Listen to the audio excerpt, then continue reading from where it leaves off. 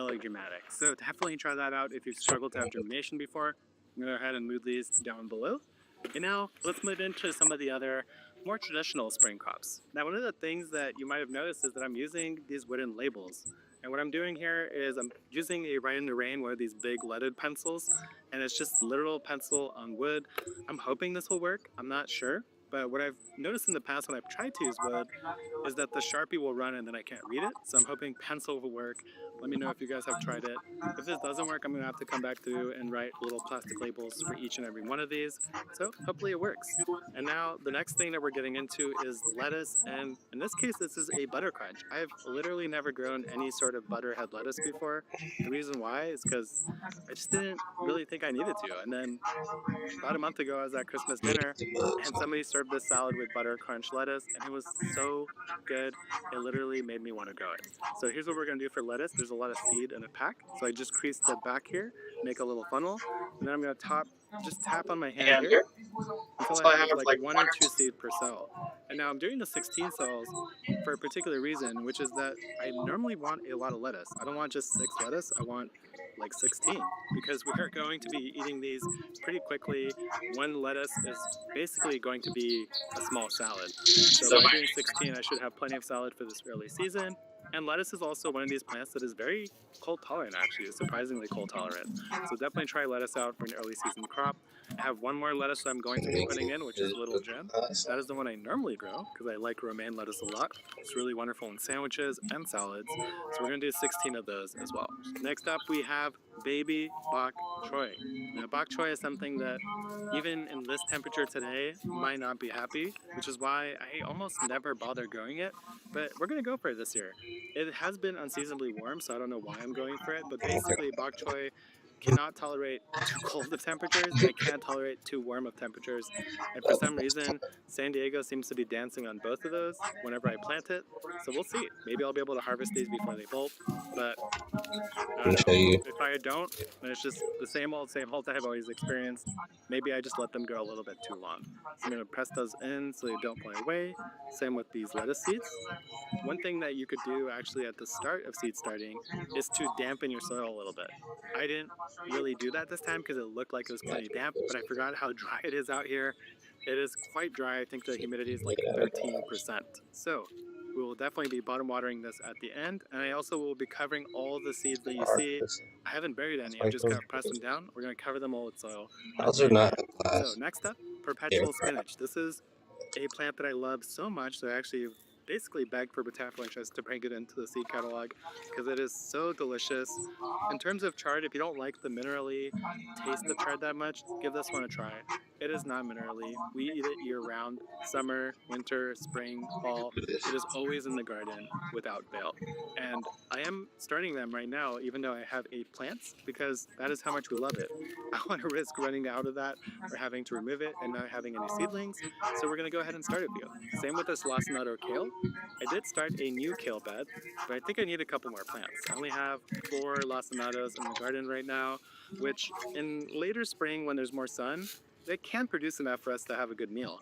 But right now with 4 plants, I basically have to pull everything off the plant for us to cook up a nice big meal featuring that kale. So we're gonna start a couple more of those. Again, this time I'm going with 3 cells of each of these, and again, I'm sowing a little bit of extra seed, 2 to 3 per, and we will split these out or just transplant them directly in the garden depending on my mood once they're up and ready. Now next up I have Spigarello Lisca from Suspiro Seeds. This is something I've talked about in the past. It's a really fun one. It's actually a leaf broccoli. So instead of broccoli where you eat the flower head, the floret, you're actually eating these nice dark blue, greenish, twisty leaves that saute up so nicely, have a light sort of green and broccoli flavor, a little bit of slight bitterness, but they are so good sauteed up with pasta dishes. Actually what I had for lunch yesterday. So I'm excited to grow some more because I only have, looks like 8 plants behind you there, and I really do quite enjoy this. It has a short season, it doesn't like the heat, so might as well get it while the getting is good. These next 3 are quintessential spring crops for most people here in San Diego. They are really our fall into winter crops, and that is the brassica family, things like cabbages. The red acre cabbage is my number one recommendation for this time of year because that sucker does not bolt. I don't know what it is about this cabbage, but it can sit in the field, feel fully mature out in my garden for a month or two without any signs of bolting or any real negative effects. Whereas my green cabbages tend to burst out the center like an alien shooting out a flower, and that cabbage is done. So the red acres, if I'm going to start any cabbage later in the season where it could handle a little bit of heat and sit in the field a little bit longer, it's going to be this one. The last two are broccoli. First, I have a Melody broccolini from Johnny's. Asper Brock from Botanical Interest is fantastic as well, but I'm actually out of seed of that one. And then I have the Checo broccoli, which is a nice, fast to produce broccoli. You can get that nice main head, and I think it's only 48 days. So that's pretty great for that early season where I'm still not sure if my tomatoes or peppers are going to go out. This guy will be able to produce a head of broccoli And before that what time period and doesn't take up a really little bit of one space in my track. garden. So we're going to go with 3 of each of these as well. Next up, this is a true wild card that I don't recommend really for anyone. It's just weird that I'm even starting it, and that is the chiffon summer squash. Now, the only reason I'm starting this one is it is considered an early maturing squash. And now, if you're thinking, where the heck are you going to grow this? That is a really good question. It's not going outside. This is going straight into the greenhouse in a grow bag. So we'll see if this works out for me. It says that it's only 42 days, and in the greenhouse, maybe even a little bit When it sooner. was like, So we're gonna go ahead and start 2 seeds. I don't want that many squash plants taking over my entire greenhouse. So 2 should be a good starting point for these. Next up, we've got some peas. Now, peas, traditionally, people prefer to direct sow them. They do tend to do a little bit better, but get stunted at transplant.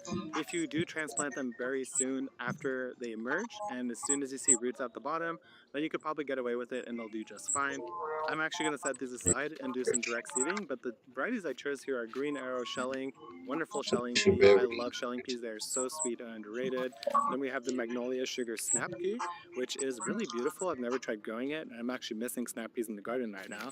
And the last one is the Oregon Sugar Pod 2, which is a classic, delicious snow pod. All of these are great at this time of year, especially where there's a little bit of cold weather. They don't really like the heat very much, so you want to get them in as early as possible, as early as your season will allow. All right, now we are into the herb territory, and herbs are an exciting thing because they are so flavorful. They bring so much to the table, and literally to the table when you're eating dinner, that is. And the first one is cilantro. And by the way, cilantro is the same thing as coriander. A lot of people have struggled to grow cilantro from seed, so let me share some of my tips. The main one is to grow it in the colder season. So right now is a great time to grow cilantro where it's not going to bolt. That is one of the main things. Another thing you could do is scatter the seed very densely and let that cilantro grow densely with a lot of plants. They will do just fine in your tapas, your salsas, your Asian dishes. Doesn't matter if they're tight together, it'll just be smaller leaves. The other final thing that I'll offer is that when you take the seed, squish it between your fingers before putting it in your cell. That's going to crack this large, big seed and allow the water to infiltrate a little bit easier, making it germinate faster and overall just improving your chances of success. So I'm gonna go actually with a full 6 cell here, because with cilantro, you want a lot of it, at least I do. And at this time of year, it goes so slowly that even with 6 plants, I'm hoping I'll have my needs met, but we'll see. Now we've got some Tetra dill. This is a dill for you dill lovers out there who actually like to have the herb dill and not just the seed, which is a delicious spice as well. But you know, the foliage is also really good. There's a lot of different uses for it, and Tetra is one that produces more leaf rather than immediately going to flowers. So it'll have denser leaf nodes, it'll produce more leafy matter, it'll be a little bit slower to bolt, making it perfect for anyone who actually loves to eat the herb dill and not just the seeds. Now this next one might surprise you guys. It's Tulsi basil. And you might be thinking, basil this early in the year? Yes, because right over there I'm looking at one of my Tulsi basils in a very cold part of my garden, right next to an area where some nasturtiums died from frost. The basil is fine. So I love Tulsi basil. It smells incredible. It is really tasty in a lot of different stir fries. It makes a great tea. And if it could survive this earlier part of the season, then why the heck wouldn't I start it as early as possible? This next one is one of my sort of white whales. I don't know why bunching onions or scallions hate me so much. I think I probably don't water them or keep the soil as moist as I possibly can. definitely So, what are we going to do differently to solve that? I enough. am going to take a Well, bunch of the seed, And instead of just Yes, scattering it on yes. the surface, well, actually, I will scatter it on the surface first. What I'm going to do is press it down and bury it with a little bit more soil than I traditionally would. I think that what's happened is that if the seed dries out once it gets wet, it has a very hard time actually germinating properly, and you get poor germination or just no germination at all. So I think if I add a little bit of extra soil on top, it should do better. So I'm going to come through and press a little bit harder than the other ones to make it a little indent and depression. And when we backfill it, it should now have a little bit deeper of a reservoir to help it do better. A couple more herbs to go. The first one being winter savory, one of my absolute favorites. In Bulgarian cooking, savory is a classic herb. Usually it is the summer savory, but the winter savory is also delicious. As the name implies, it is savory. Kind of tastes like sage, thyme, maybe a little bit of rosemary flavor in there. Very delicious in a lot of different use cases. Has very tiny seeds. Whenever I have tiny seeds, I tend to sow extra of them, and I tend to not bury them if I can help it. Some seeds do require darkness for germination, but in this case, they require light for germination. So you don't want to bury them, you just want to press them into the surface. The most you'll ever do is scatter some vermiculite on top, which will allow light through, but also keep water retention. And the same goes with chamomile. I'm actually only going to start a few of these because I've just noticed that some of them are popping up in my garden from last year already. So these are going to be my backup chamomile. I'm going to still go a little bit heavy handed with the seed here. There's plenty of seed in this packet, trust me. There must be like 3,000 seeds, so I'm not too worried about running out. And again, I'm going to just press them in lightly. Last two herbs of this season sowing are actually both chives. One of them is common chives, delicious, versatile. The lesser known garlic chives is the other one. This is more familiar in Asian cooking, but they are so delicious. They are flat instead of hollow. They have a slight garlicky note to them, wonderful in stir fries, rice dishes, and soups. Like if I do a little ramen, I'll throw some kale from the garden, some garlic chives on top, and eggs in the chickens, and I've got myself a complete meal. So I love having these around. They're also perennial, and they will sort of bunch and multiply on their own, but they're not aggressive, which is one of the things I appreciate about them. They're not gonna like take over your garden. And now we are working our way into the beauty and beneficial part of the garden, which are the flowers. The first one here is one I think I have grown before. I can't remember how it did in my garden. That is Love in a Mist. This is the Mist Jekyll blend. The cool thing about this is that it is a nigella. I don't know if this is the edible kind, but nigella is a wonderful flavor. I've had it in a lot of different things that I've always really enjoyed. But the main thing I'm looking at here is that the plant itself looks incredible. It's got this really funky foliage that's kind of wispy. It's got flowers that look sort of alien, similar to passion fruit. So I'm here for it. And there's also a nice mix of colors in here, from whites to purples to blues. This should have me covered in an interest piece when it comes to flowers. Next up, I have the Beaujolais sweet pea. Now, this is a sweet pea that I actually have grown now for 2 years. I am super into sweet peas lately.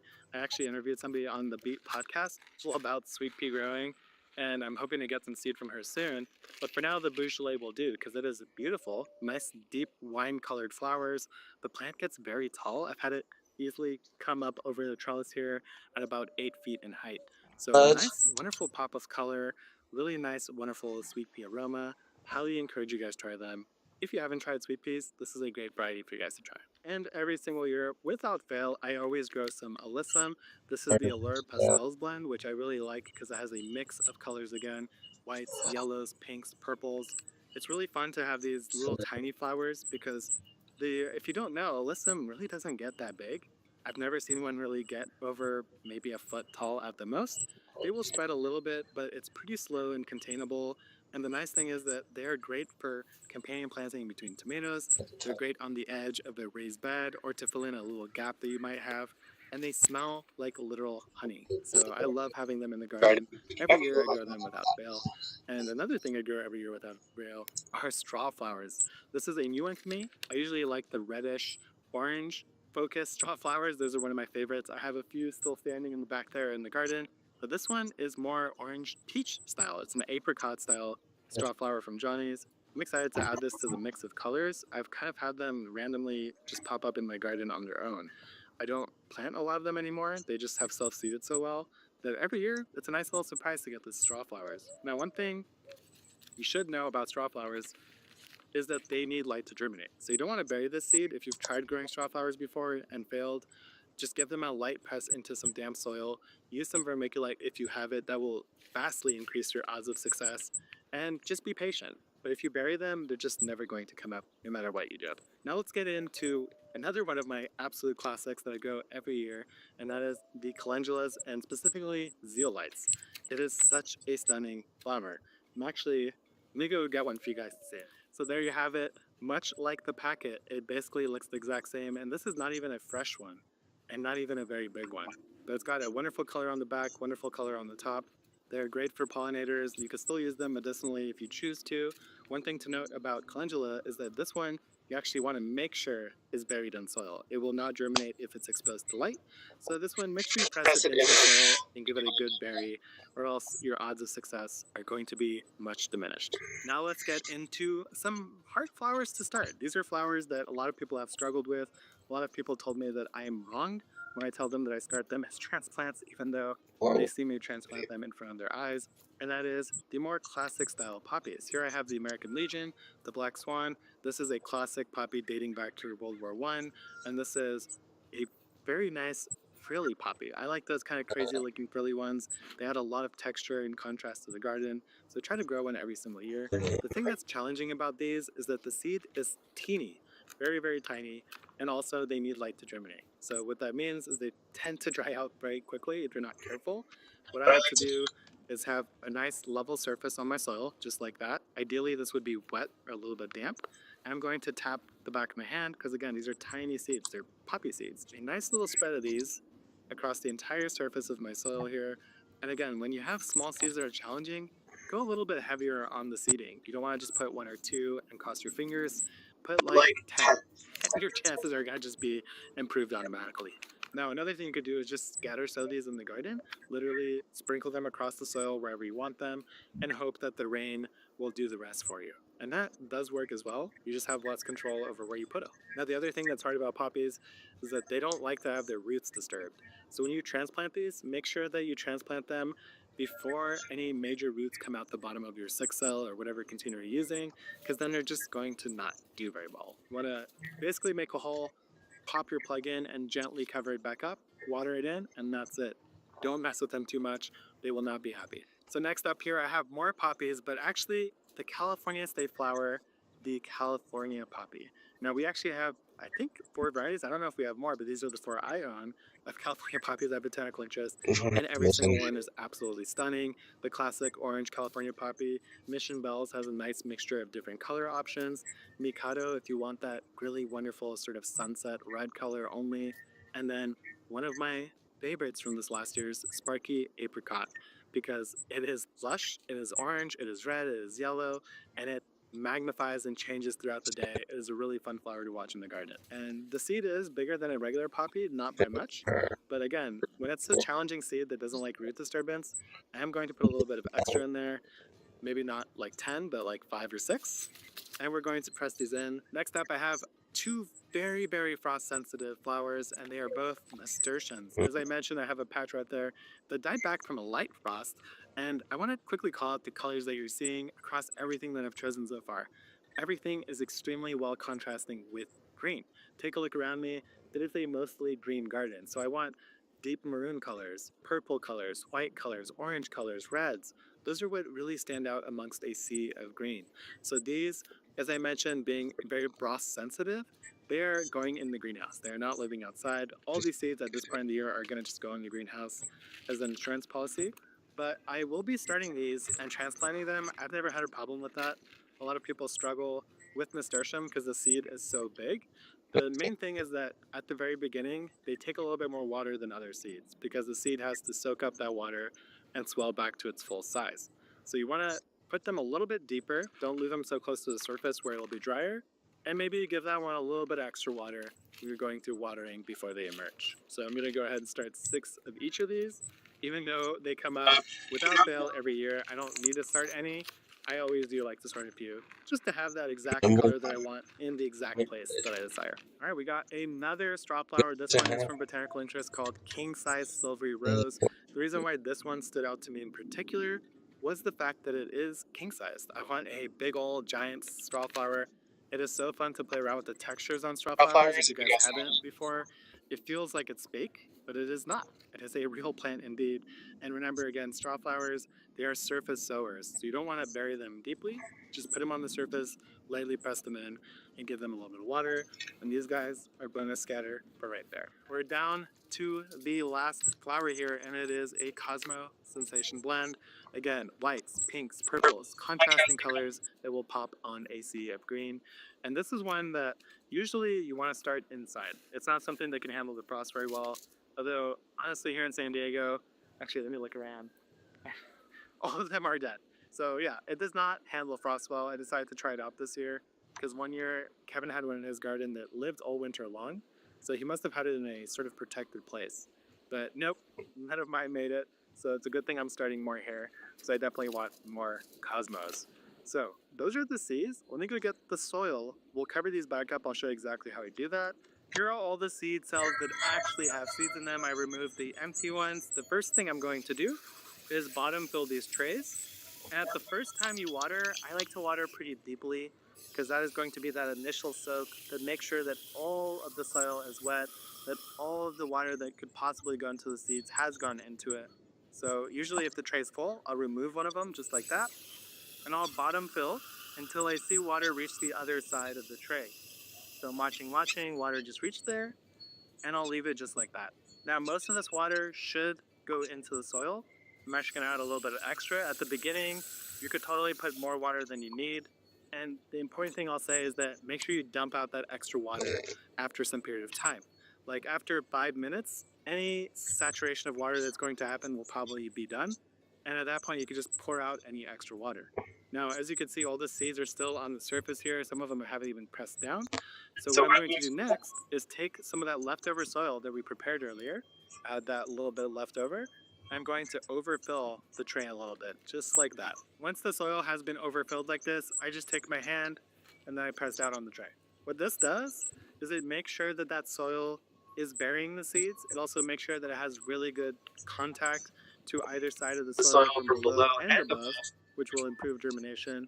And just in general, it makes sure that those seeds are going to get some water. Because if it's just sitting on the surface, there's a good chance that they're not going to get the adequate water that they need, and this is going to guarantee that. So now all we have to do for the rest of these is add that soil to the top and do the same procedure. So as I said, the peppers, the tomatoes, they're going to go in the greenhouse and probably also on a heat pad, or they're going to go in my shed on a heat pad with lights. If you guys are curious to see a video on how to start seeds indoors, now that I have the shed unlocked, I could do that. So let me know down in the comments what you guys are actually curious about when it comes to learning about starting seeds and anything related to seed starting. But that's it for this one. And we get these guys in a safe place. I'll see you guys next time.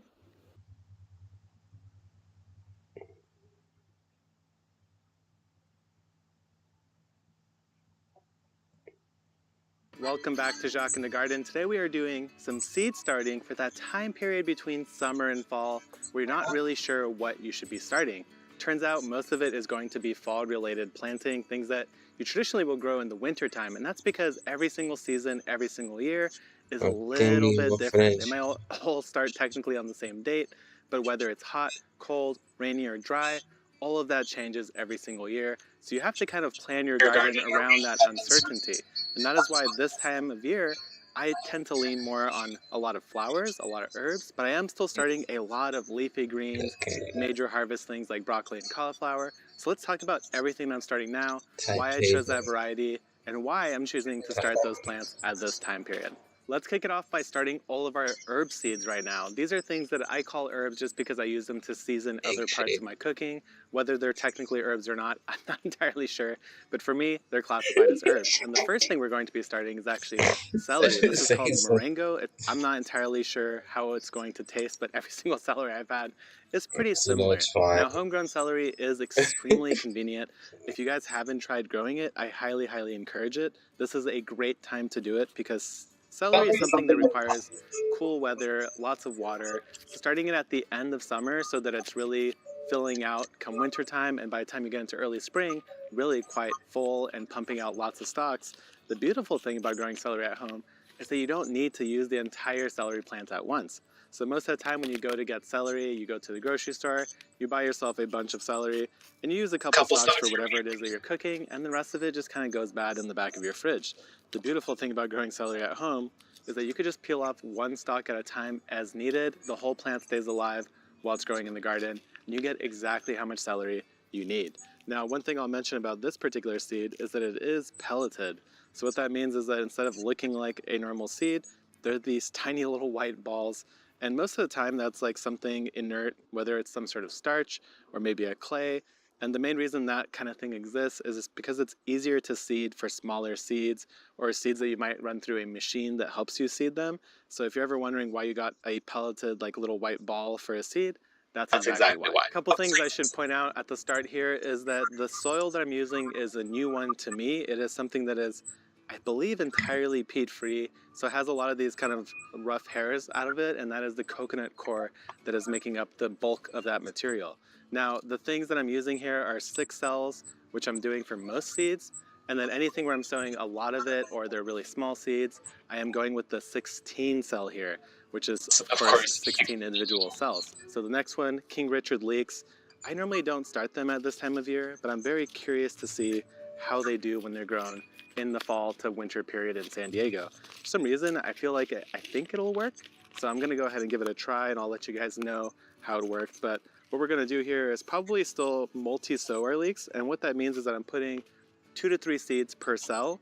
And when I go to transplant this in the garden, I could just take that entire plug and plant those 3 leeks together as is. The beautiful thing about this is that it's easier, first of all, to transplant 3 leeks instead of 1 every single time. The other nice thing is that you could harvest the smallest one when it's ready, leave the other 2 to keep bulking up. It's just a really nice system. They won't make the biggest leeks, they'll tend to be a little bit smaller, but for convenience of planting, and even convenience of harvesting, like a small leek when you don't need that much, it's really quite nice. So I'm going in with about, again, 2 to maybe 4 seeds per cell. And if I only get 1, that's fine, I'm happy with that. But if I get all 3, then I'm also very happy to plant that out as is. The next seed that we're going with is another type of allium, and that is green onions. This is called white Lisbon. They're bunching onions or scallions. And I really just don't know what it is, but they never seem to come up very well for me. So again, I'm gonna go with the 16 cells here. And I'm just going to be scattering some amount of seed, somewhere between like, I don't know, 2 and 6 per cell. Because with green onions, you could really put them in nice and tight. Doesn't really matter, there's no downside to it. So that's going to be my strategy here. Hopefully they come up this time. If not, I guess I'm just cursed and I can't grow any green onions. Next up, we have some fennel. This variety is called Romanesco. I believe it's a very standard, typical variety. This is if you want to grow fennel for the bulb, which occasionally we do eat. I'm not going to lie, it's not like a big thing for us, and I have a lot of volunteer fennels that always come up on their own, but I like to have a couple every year that I could plant on purpose on the off chance that we do decide to eat them. So that's why I'm going in with this right now. It's a really good crop for this time period. They seem to do really well in that sort of shoulder season. They will grow in the summertime, of course, but then they'll tend to produce seed, which is fine because I will eat the seed at that time period, but right now I'm looking for the bulb. So the next one that we're planting is another herb. This one's dill. It's the bouquet dill. And why it's called bouquet dill is because it makes a very large flower head. This is great for making pickles, and right now at the tail end of summer I do have a decent amount of cucumbers on the way, so having some flower heads for making pickles would be quite nice. The next one here is chives. Chives are really delicious, of course you know them. They're basically little tiny green onions that also have a very delicious flower. So for me, I am doing a 6-pack here because I don't really need a 16 of them. They tend to bunch on their own and actually propagate and get bigger over time. So I'm just going to scatter a good little sprinkle of seeds in each cell, and we'll see what we get. Next up, I have some cilantro. Cilantro is actually a really good thing to grow in the fall and winter because, contrary to popular belief, which is just, I think, based on the fact that we all want salsa in the summertime when we have tomatoes and peppers, but cilantro actually does best in cooler, cold weather. That is going to be what stops it from bolting or going to flower so early, which is a very common problem with cilantro. And if you've had a problem germinating cilantro in the past, what I recommend you do is you take these seeds, before you actually put them in the cell, put them between your fingers and give them a pinch until you hear or feel a little snap. That's going to break that outer seed coat let the water in, and it should improve your germination rate and speed as well. The last one is, like I said, an allium, and that's one that I mentioned previously. It's a new variety. It's called sweet garlic, and it's sort of a hybrid between garlic and leeks. So obviously, how can you go wrong with that? It sounds amazing. This is, again, going to be something that's typically grown in the springtime. And my last experience, actually, a lot of what I sowed in my last video, I had to re-sow right after. I chose not to re-sow this one because I knew I would do it again soon, right in this video. But a lot of the seeds that I ended up putting in the greenhouse got a little bit too hot and actually got roasted. And I got very, very poor to little to no germination out of those. So now this is a much better time to try them out. Summertime was kind of a weird experiment on my end. This time it actually makes sense to get these going right now. Now let's transition into the sort of main crop, the big harvest, things where you're harvesting the entire plant at once. And that is going to be things like broccoli, cauliflower. So let's get right into it. The first one is going to be a weird one. It's actually something I've never grown before. This was a gift to me from Fluid and Garden. You might have seen her on the main Epic Gardening channel, also known as Chris. She sent me this packet of 9-star cauliflower. What this is, or what it's supposed to be, is a perennial that produces little florets. And actually, I think it's closer to broccoli than cauliflower. I don't know why it's called cauliflower. I remember there being something weird about the name. But the short story is that it is a perennial that produces little florets you can harvest as needed, and apparently pretty tasty. So this seems like a good time to test this out. I'm going to sow pretty heavily here. I'm going to only use half of a 6 cell since it's a perennial, but I'm going to be putting at least like 4 seeds per cell because these seeds are from 2021. And honestly, I probably haven't kept them in the best storage conditions.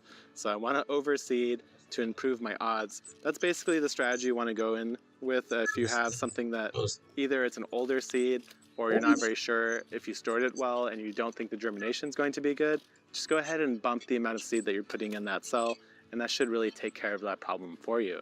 The next one is going to be a little bit of a weird one, and most people are not going to be able to do this in their homes, but it's actually the early girl tomato. So yes, I am still starting tomatoes at this time of the year, as crazy as that might sound. The early girl is one that it's known for producing in the colder seasons, earlier in the season. That's why it's called early girl. And of course, I have this greenhouse now, so I might as well try pushing my season in that greenhouse. I already have a lot of peppers and cucumbers growing in there, but I really want to try getting some tomatoes. And I actually really quite like the taste of early girl tomatoes. I think they're a quite good standard issue tomato that is very accessible to everyone. And also they're classically grown for dry farmed methods where you can really concentrate their flavors and really make them sing. So we'll see how that works. I've never tried growing anything more than a cherry tomato into the fall winter season, which by the way, totally works if you're in somewhere like zone 10 plus. You could get away with cherry tomatoes for most of the year. So now let's get into some more traditional stuff. The first one's going to be this clementine cauliflower, which is just a cheddar style cauliflower that I've been getting at Johnny's. There's plenty of other options out there for cheddar cauliflower, but personally we just find that the yellow varieties taste better. I'm not sure why. I don't know if it's like a weird personal preference on our end or what, but again, right now, if it was true fall, like it is going to be in about a month when I start those seeds, I would be starting probably at least 12 of these. Right now I'm starting just 6. And the idea is, again, like I mentioned at the start, is if it is a cool end to summer and actually pretty chill fall, not very hot, then these will do really, really well, and I'll be able to harvest them come December, which is really quite fun to harvest big vegetables in December. If it's really hot and they die, no big deal. I'm going to start a second round anyway, coming up in the next month. This next one I'm only going to start 3 cells for because I don't even know why I'm growing it. Every year I say I'm not going to bother this year, but since I'm early, there's a chance that this will actually work, and that is the Brussels sprout. The reason why I'm so iffy on growing Brussels sprouts in my garden now is not because I can't get them. Every year I do get them, but the quality just isn't as good as Brussels sprouts grown in the area where they should be growing, something like right on the central coast up by like Santa Cruz, where they just crank out Brussels sprouts year after year. But here, what happens is that if I wait too long and they don't get ready until spring, it gets too hot, they get covered in aphids, and then there's just really not anything to eat. Since I'm here early enough, I'm gonna go ahead and give them a go and try to grow at least 3 to 4 plants, and we'll see how it does. Next is going to be cabbages, and this is the Copenhagen market cabbage, a classic variety that I've been growing every single year that produces really well for me. And I'm only gonna do 3 again. because cabbages are large plants and I don't really want to waste that space if it ends up being a hot fall. But if I get 3 that are ready in winter, again, that's going to be a great bonus for me. Now, when we're getting into these next categories, things like this cauliflower here, I'm going to be much more selective when I can. This one in particular is called Twister, and it is known for being able to withstand the heat and grow in mild climates into the winter time. So this is quite ideal for somebody like me here in San Diego, but also if you just want to get a head start on your cauliflowers, you want to choose something that is heat tolerant so that it can handle that sort of late summer heat before we get into the proper fall season. And I'm going to be doing just 3 of them. Again, I'm not ever going to be going hard on any of these plants this early in the season, but I would love to get them established. So Twister is the first one, and I think I have at least one more in the bunch. Next up is another classic cabbage. This is one that I love to grow every single year, just like the Copenhagen, and as the red acres cabbage. The one thing I truly, really appreciate about this cabbage, more than any other cabbage I've grown, is that it has the amazing capacity to sit out in your garden fully ripe for like a month or 2 months after the fact without splitting or getting weird and gross. So this is really a fantastic cabbage for holding out in the garden. Now we're getting into the world of broccoli, and again, I'm choosing a variety that can handle some heat. So Bellstar is a very classic one. It even says right on the front, it's a compact broccoli, handles heat stress better than most others, and it produces great side shoots. Now, if you've heard me talk about broccoli before, I'm all about the side shoots personally. I think that's where a lot of the really nice, delicious, sweet broccoli flavor is. They don't sit around as long. They grow very quickly, and it's very easy to go out and grab a couple to make a meal for like lunch, or maybe at dinner time, you grab a bunch of little side shoots, just throw them on a sheet pan, you don't have to do any cutting, and it's just much easier for me in the kitchen, and you don't get all that like little broccoli or floret stuff all over your cutting board. So I love me some side shoots. Of course, the main head is what a lot of people like as well. So best of both worlds with a variety like Bellstar, because you'll get the main head first, and then you'll get tons of little side shoots after that first harvest. Another option, if you're somewhere where it's still a little bit too warm to even risk growing heat-tolerant varieties, is to try something like Kailan, which is a Chinese-style variety. It's a cross between, I don't remember exactly what, but it's a cross between broccoli and maybe some type of mustard. And it's really nice because they'll make these nice long shoots with a nice big leaf right next to it, and you could eat the entire thing, saute them whole. Really good. They produce a little bit faster, and they can handle some heat quite well, which makes them really well suited for the shoulder season in particular. This next broccoli variety has quickly become one of my favorites, if not my favorite. I raved about it all last year, and that is the burgundy broccoli. There's something incredible about this variety, and that is the sheer number of little florets that it could produce. It is absolutely staggering. Last year, especially when I grew it over the winter into spring, I was getting like 100 floret shoots coming off each plant. Whenever somebody came over, I was like, please take this beautiful bouquet of broccoli florets home, because there's so much I don't know what to do with it. It looks really cool in the garden, as the name suggests, it is purple in color.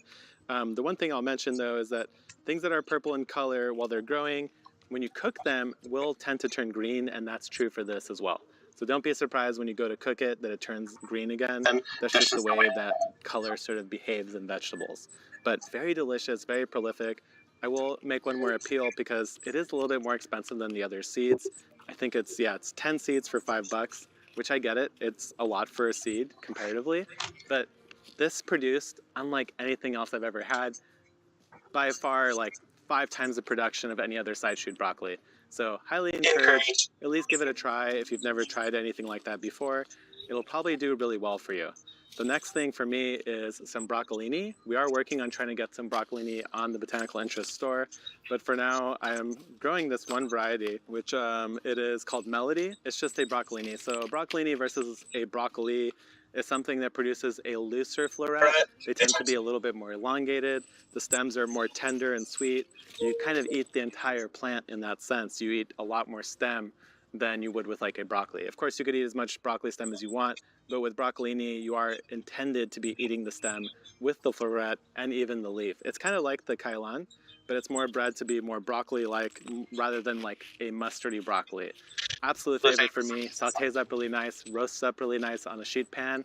All around, very delicious. So next up, I had to grab one of our 4-inch pots. These are really ideal if you're growing like a pepper that's transplanted up and you want to hold it for a while before planting it, this is really an ideal size for that. But it's also really good for starting a bigger seed and something that you're not going to be potting up all the time. In this case, another weird one that only really probably applies to me, and that is that I'm going to be trying to grow some Emerald Delight, which is one of my favorite summer squashes. Yes, a summer squash zucchini planted right now, but again, I'm going to be trying it in the greenhouse. I'm not sure if this is smart or dumb, if we have enough sunlight for it to even produce fruit, but what's the harm in trying one plant in the greenhouse?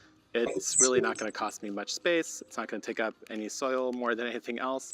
So for me, it's worth the experiment to see if I could harvest some little baby zucchinis during the winter months. It's just going to be a little fun experiment for me. So I'm going to go ahead and put 2 seeds in here to hedge my bets. If both of them come up, I'll go ahead and split them and I'll plant both out in the greenhouse. But just a little fun side adventure for me. And definitely ask me how they're going later on in the winter time, because I'm also very curious to share how they're doing with you guys as well. Before we get back into the world of vegetables, because I have a lot of different leafy greens that I'm really excited to grow this year, many of them which are new to me, I want to hit some flowers. This year, I honestly feel like I don't have enough flowers to make me happy. I definitely have some flowers here. There's a lot of straw flowers. The blanket flowers here have done really well for me. Alyssum, Mexican sunflowers, regular sunflowers.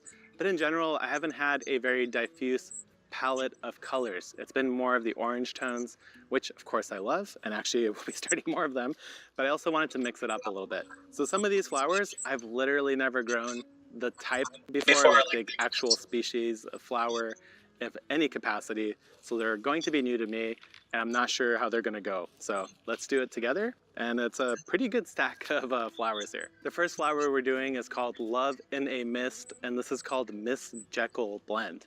Now I do like the color palette here of like sort of baby blues to whites to sort of purple blues. So let's go ahead and try this. It looks like caraway. I think if I remember correctly, this is actually a type of caraway.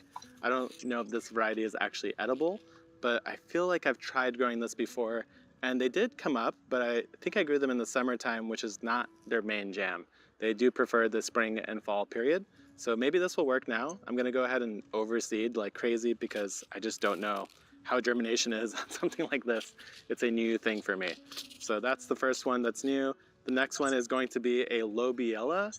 I don't know if I even pronounced that right. I have grown these before from transplants that I got at the nursery, and I really grew to love them because they had a lot of tiny flowers that really held on for a long time, and they offered these kind of blue tones, which are a little bit harder to get in the more standard traditional flowers that you might grow on a day-to-day basis. So what I'm going to do here before putting them in is I'm going to pick off even the slightest chunk of a material from the surface, because these seeds are so small that if they're not on soil, I don't see how they're going to get enough water to germinate. I'm also going to press down the soil a little bit to make it a nice, welcoming, hard surface for these seeds that they can't get out. I'm going to give this a little pinch here and try to shake loose some seeds. They're so small that I don't think the camera could even catch this if I was fully zoomed in. But I could see teeny little, it looks like I'm sprinkling salt out of a tiny packet to like just barely season something. So there we go. I definitely saw some fall into each thing. The tricky thing with these kinds of things where they have really small seeds is actually watering them. I suggest watering them using something like the mist setting, and especially something like this that takes 15 to 20 days. That's a pretty long period of time for a tiny seed to survive on the surface without getting buried.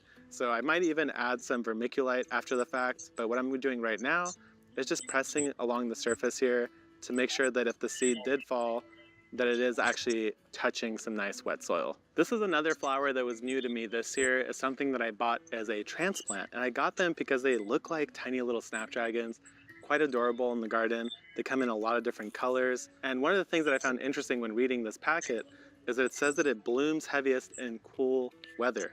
So right now should be a really good time to start them.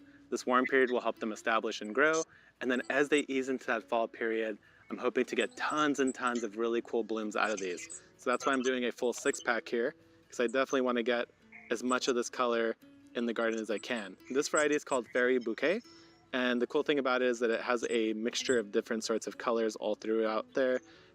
So there's reds, there's pinks, and I think there's oranges as well. And this seed is probably comparable to Linaria, quite small indeed. It doesn't say that it needs light, but what I'm going to do is just simply press them in as the instructions suggest. Now this one's 10 to 20 days, a little bit better than the last one, but we're gonna keep those kind of seeds together so I can make sure to water them on the mist setting and not wash all that seed away by using something like the shower function. Now this is the time of year that's really, really great for calendulas as well. Calendulas do really well in the spring, but I've noticed that some of my calendulas have actually been reblooming right now in the summertime, which made me think, like, why not start some more and just see if we could get some blooms going into this fall winter period.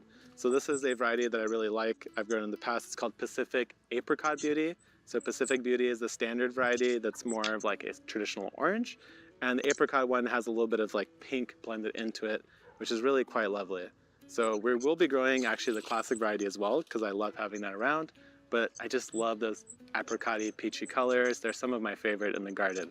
Now we have another lobiella, but this one is a trailing variety. So this is going to be really, really fun, because my plan is to put them on the edges of my green birdies beds there and let them trail down and provide tons of beauty by cascading down my garden bed, because it has whites, pinks, blues, that sort of babyish blue color, and it's, I think, gonna look really, really nice contrasting my green beds there. So we're definitely gonna do another 6-pack of these, and I'm really hoping these work. These tiny seeds are kind of a pain to get going in the garden, but when they do emerge, it's just really satisfying and fun to know that you went through that process to get those cool varieties. Here's another new variety to me that's new in terms of something that I've never grown in my actual garden before, and just a new variety, and that is an aster, the king-size apricot aster. Of course, I just told you guys I love those peachy kind of colors, so this will be a fun one to try. It doesn't seem like it has anything special about its instructions, and I'm going to be doing just 3 of them since they're new to me, and I don't even know if this is going to be an optimal time for them to really get going. Now another one that I've grown in the past that I really quite like the color of is this Orange Wonder Snapdragon. You could tell I have a favorite color type, and that's that apricot kind of orange pink colors. Something about them just really contrasts nicely in a sea of green that your garden traditionally has. So we're gonna go ahead and do a bunch of these. I'm gonna just commit, no, you know what, I'll just do 3 cells here because they're a little bit tricky to get going. They come out so small that they're really actually a little bit of a pain to maintain when they first arrive on the scene.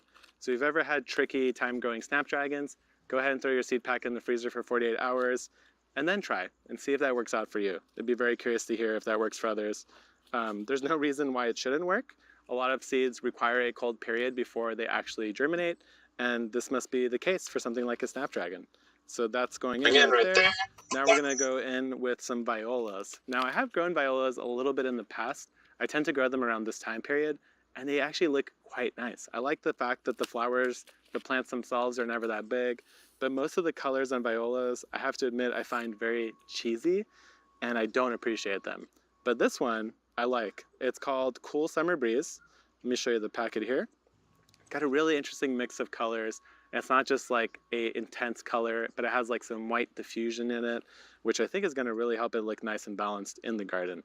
These are really nice for putting on the edges of your raised beds because, again, they don't really take up that much space. They tend to pop up a couple flowers that then dangle over the edge of your bed, which looks quite nice. And now we're back in the world of calendulas with one of my favorites I talk about every year, and that is the Zeolites blend.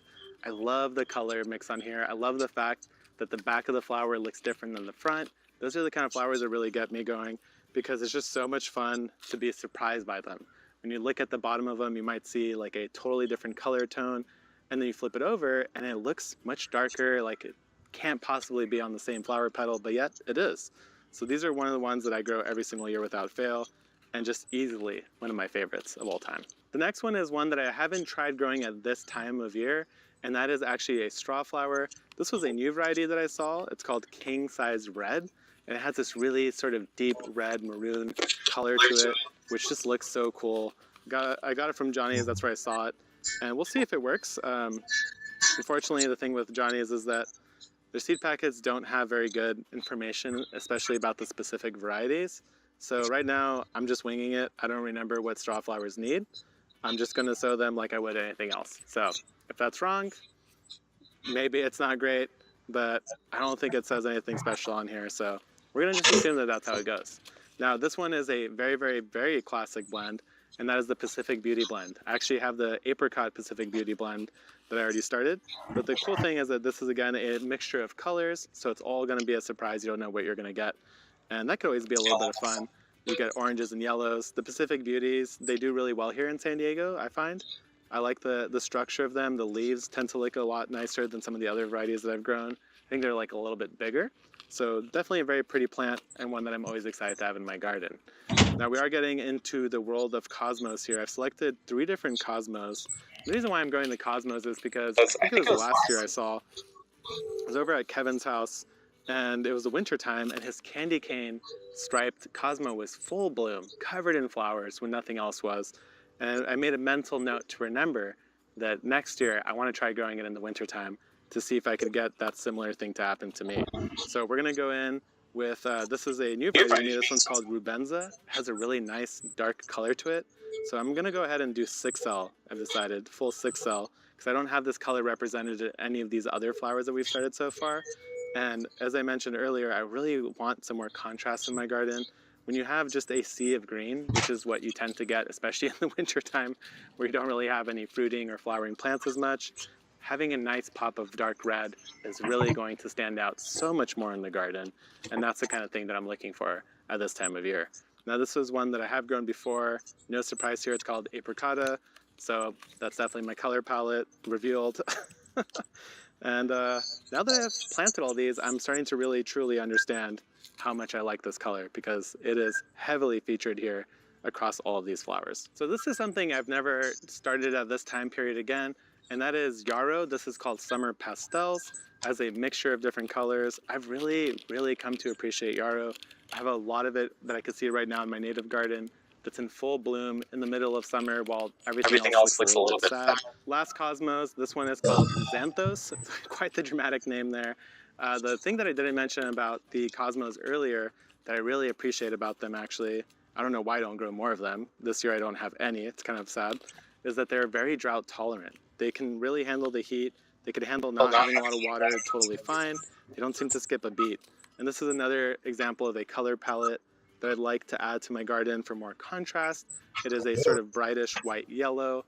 It should stand out really well on a backdrop of green. So that is kind of my framework. That's what I'm thinking of when I'm choosing these flowers this year. Is I really want contrast, I want separation, I want things to really stand out and pop when they can, instead of just having to rely on the old classics that I've had in my garden for a long time. So last one here is a viola. It's Corsican violet. So nice purplish color. Again, the violas, the lobelia, those are the kinds of ones where I tend to find purple is very easy. The only other purple I really have in my garden, actually there's a lot of purple flowers. I have borage, I have the Felicia, that's really wonderful. And of course I have my giant Prides of Madeira, but those are for a short period of time. So for the winter time, the violas and the lobelia are really ideal for this season. Had to break out another tray. This is turning out to be quite the epic seed starting session here, but we're in the home stretch because we are now doing leafy greens, things that are easier to consume, faster to produce, and produce more regularly. That was quite the flower slog there. So now let's get into some greens. The first one is going to be Bloomsdale spinach. This is a really ideal time to get this started. The thing with spinach is that it literally cannot grow if it is too sunny. It will just automatically go to flower no matter what you do. The cool thing that's also nice about spinach is that it can produce in full winter, covered in snow, no problem whatsoever for spinach. Not that that's a problem for me, I should say. So let's go ahead and do 16 cell of the Bloomsdale spinach. It's quite a big seed here, but I want a lot of plants. If you've ever cooked spinach before, you know that you'll throw a giant bag straight into the pan. You'll be like, there's no way we can eat all this, and then it all just turns into a single cup once it wilts and starts to really get cooking. So I want a lot of it. That's why I'm doing 16 at a time instead of a 6 cell. If I only had a 6 cell, I would never be able to get enough spinach to make a meal out of it. So we're going big, and we're going in with 16 here. The next thing I'm starting is Oceanside spinach. So I have Bloomsdale, Oceanside. Figured I gotta go Oceanside since Oceanside's in San Diego. But one thing I want to note about spinach before we move on from it is that it will not germinate if the soil temps are over 85 degrees. So when I have a small amount of soil, like I do in the 16 cell here, if this is out in full sun in the peak of summer, it's really not going to have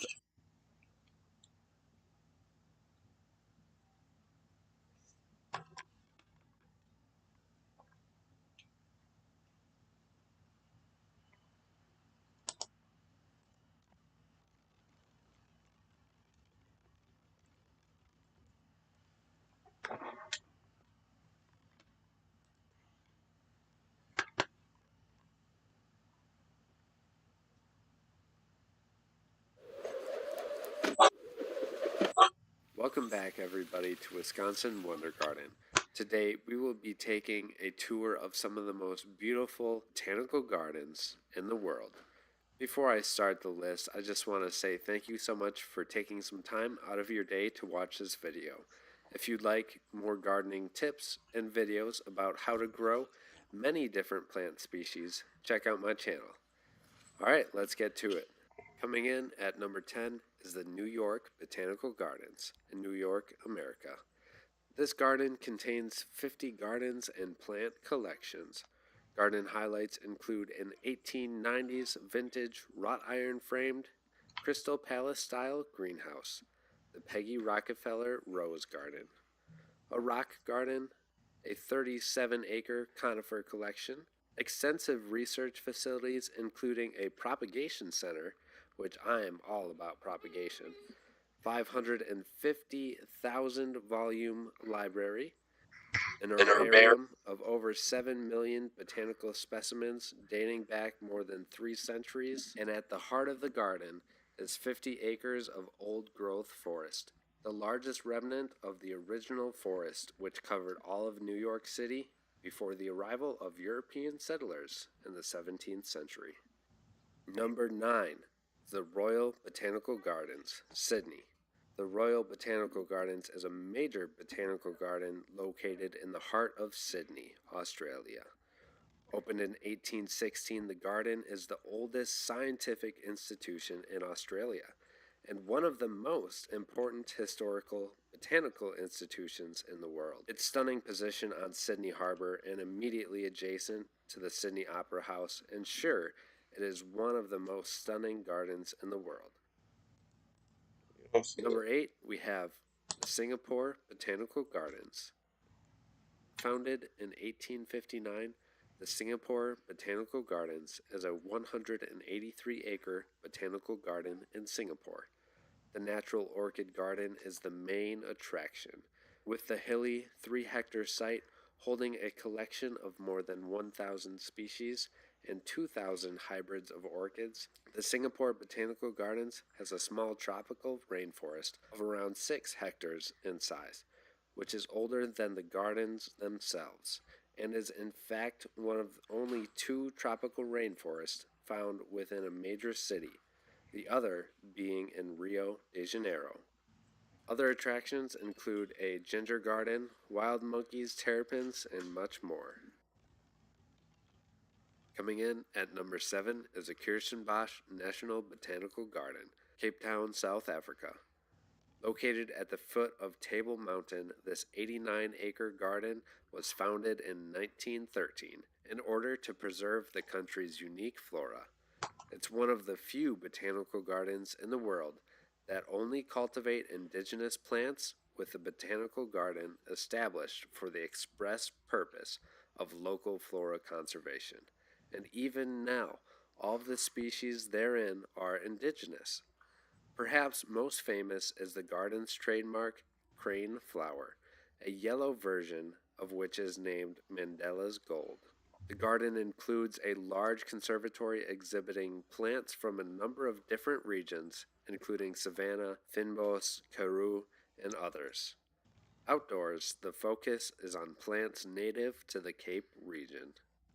Number 6 is Munich Botanical Gardens, Munich, Germany.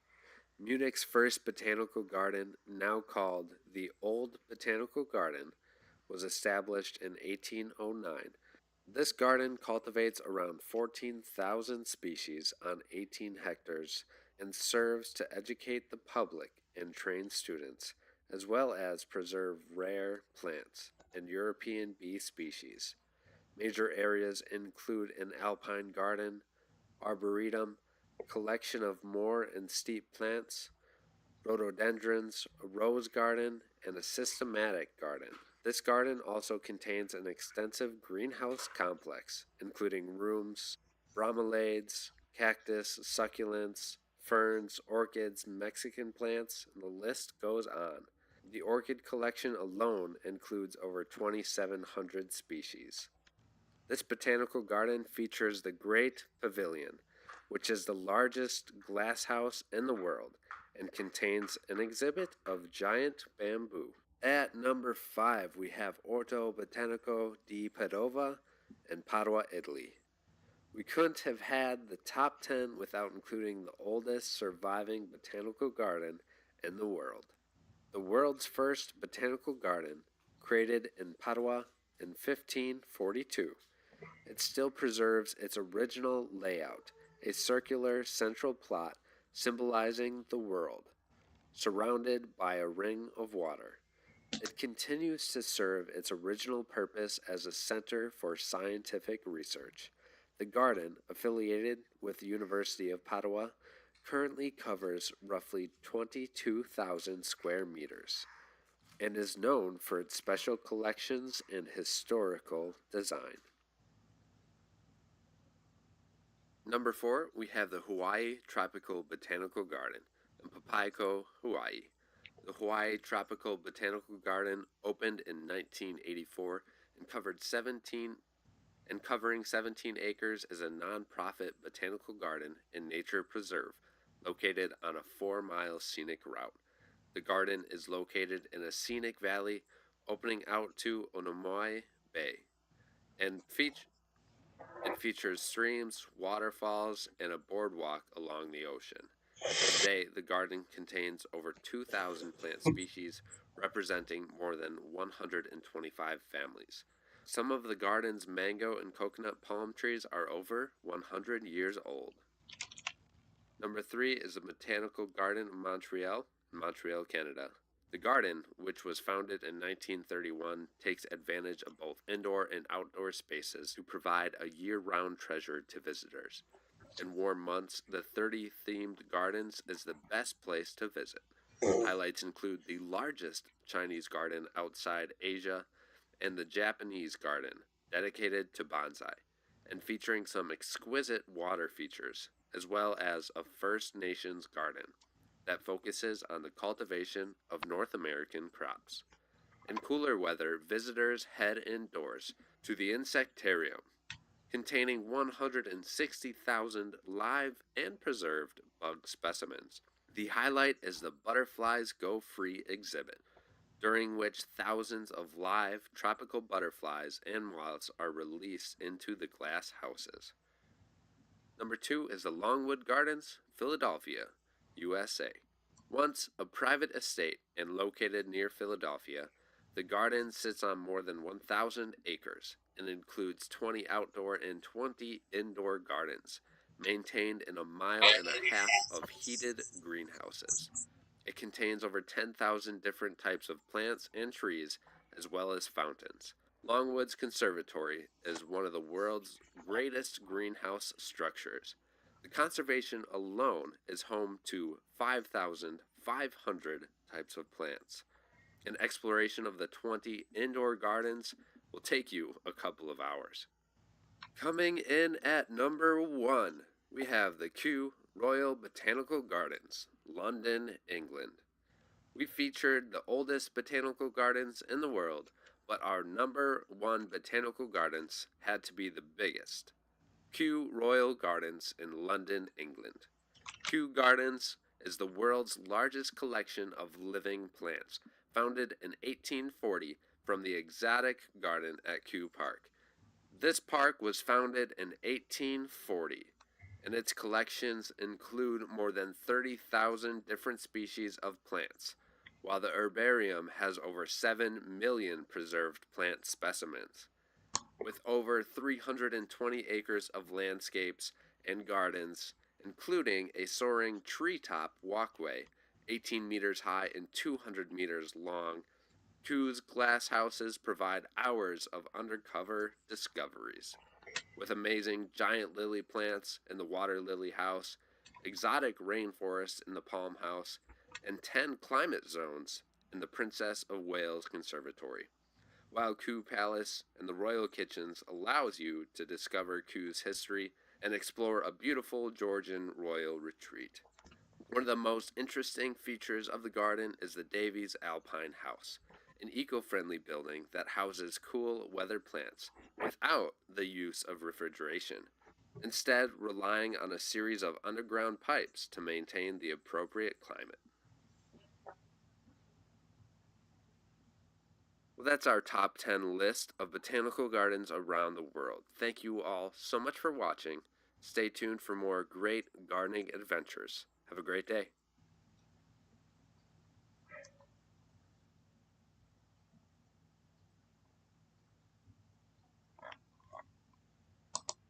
Gardens have long been celebrated for their beauty and tranquility, providing a peaceful escape from the hustle and bustle of daily life. From vast landscapes to intimate courtyards, gardens around the world offer a breathtaking array of colors, scents, and textures. Join me as we take a stroll through 15 of the most stunning gardens on the planet. Number 15, the Garden of Cosmic Speculation, Scotland. Well, I guess we had to start with this garden, as in addition to being the garden with the most intriguing and exciting name on our list, it's also the quirkiest and most unique. The Garden of Cosmic Speculation is a private garden located in Scotland, designed by American landscape architect Charles Jenks. The garden covers over 30 acres and features a wide range of unique and imaginative designs that explore the intersection of science, art, and nature. One of the most striking features of the garden is the Snail Mound, a spiral-shaped hill that serves as a metaphor for the structure of the universe. The garden also features a series of landforms and sculptures that represent different scientific concepts, such as the DNA garden, the fractal terrace, and the black hole. The garden's also home to a variety of plant species, including rare and exotic trees and flowers from around the world. Visitors can explore the various garden areas, including the woodland garden, the water garden, and the Chinese hillside garden. In addition to its scientific themes, the Garden of Cosmic Speculation is also infused with elements of art and culture. The garden features several sculptures and installations that reference historical and cultural figures, such as the Chinese Garden Pavilion and the sculptural bridge inspired by Italian architect Carlo Scarpa. The Garden of Cosmic Speculation, God, I love saying that, is only open to the public on select days each year, but it's gained a cult following among garden enthusiasts and science enthusiasts alike. It's been featured in several books and documentaries, and is considered to be one of the most unique and thought-provoking gardens in the world. Number 14, Nong Nooch Tropical Botanical Garden, Thailand. Nong Nooch Tropical Botanical Garden is a breathtakingly beautiful garden located in Pattaya, Thailand. The garden covers an area of 600 acres, and it's home to an impressive collection of exotic plants, flowers, and trees from around the world. The garden was established in 1954 as a fruit plantation and was later developed into a botanical garden in 1980 by Pasita Nongooch Tansacha, who wanted to create a place where people could come and appreciate the natural beauty of Thailand. Visitors to the Nong Nooch Tropical Botanical Garden can expect to see a stunning array of plant life, including orchids, bromeliads, cacti, and succulents. There's also several themed gardens, such as the European Garden, which features a variety of European flowers and trees, and the French Garden, which has the distinctly French feel with its manicured hedges and fountains. One of the highlights of the garden is the famous Thai Cultural and Elephant Show, where visitors can watch traditional Thai dancers and see elephants perform tricks. The garden also has several restaurants and cafes where visitors can enjoy a meal or a snack while taking in the scenery. In addition to its natural beauty, this tropical botanical garden also has several attractions, including a dinosaur park, a mini zoo, and a butterfly garden. There's also a large lake in the center of the garden where visitors can rent a paddle boat and explore the surrounding scenery. Number 13, Hidcote Manor Garden, England. Hidcote Manor is a world-renowned garden located in the Cotswold region of England. The garden is known for its beautiful design and outstanding plant collection, and it's become a popular destination for garden enthusiasts from around the world. The garden was created in the early 20th century by an American horticulturalist named Major Lawrence Johnston. Johnston was a keen gardener and spent over 40 years developing the garden, which features a series of outdoor rooms designed to create a sense of intimacy and privacy. Each room is unique with its own theme and plant collection. Visitors can explore the various garden rooms, which include red borders, the white garden, the old garden, and the wilderness, among others. Each room is meticulously maintained and features a stunning array of plants, flowers, and shrubs. One of the most striking features of Hidcote Manor Garden is its use of color and texture. The garden's designed to provide interest and beauty throughout the year, with different plants and flowers blooming at different times. Visitors can enjoy vibrant colors in the spring and summer, while the garden takes on a more muted palette in the fall and winter. In addition to its stunning beauty, Hidcote Manor Garden also has a rich history. Major Lawrence Johnston was a collector of plants and seeds from around the world, and his travels are reflected in the garden's diverse plant collection. His legacy is also reflected in the various garden structures and architectural elements scattered throughout the garden, which give it a unique and timeless character. Number 12. Keukenhof Gardens, the Netherlands. Keukenhof Gardens is one of the most famous flower gardens in the world. It's located in the town of Lies in the Netherlands. It's known for its breathtaking display of tulips, daffodils, hyacinths, and other springtime flowers. The gardens were first opened in 1949 as a way to showcase the Netherlands' horticultural industry. Today, Keukenhof attracts over 1 million visitors each year, making it one of the most popular tourist attractions in the country. It's spread over 32 hectares and features more than 7 million flowers in bloom. Visitors can wander through the various themed gardens, including the Japanese garden, the English landscape garden, and the historical garden. In addition to the stunning display of flowers, Keukenhof also hosts a variety of events and activities throughout the season.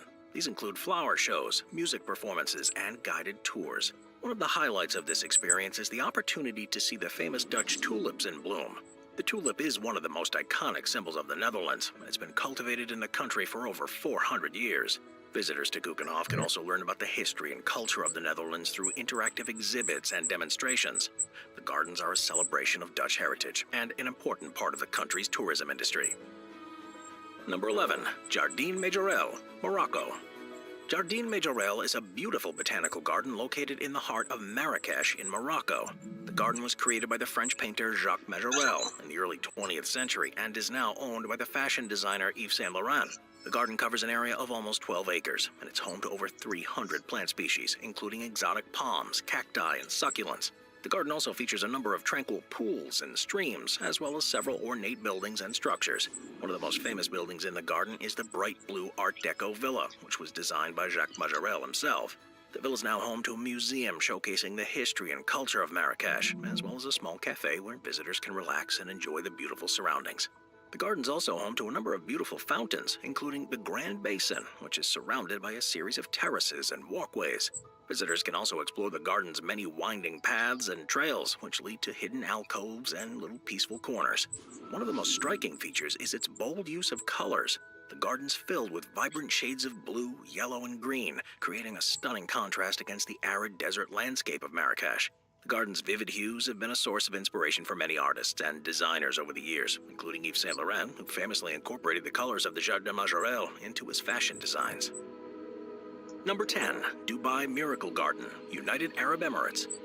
Dubai Miracle Garden is a stunning botanical garden located in the heart of Dubai in the United Arab Emirates. The garden covers an area of over 72,000 square meters, and it's home to over 45 million flowers arranged in beautiful and intricate patterns. The garden features a wide range of flora, including a wide variety of colorful blooms, exotic plants, and aromatic herbs.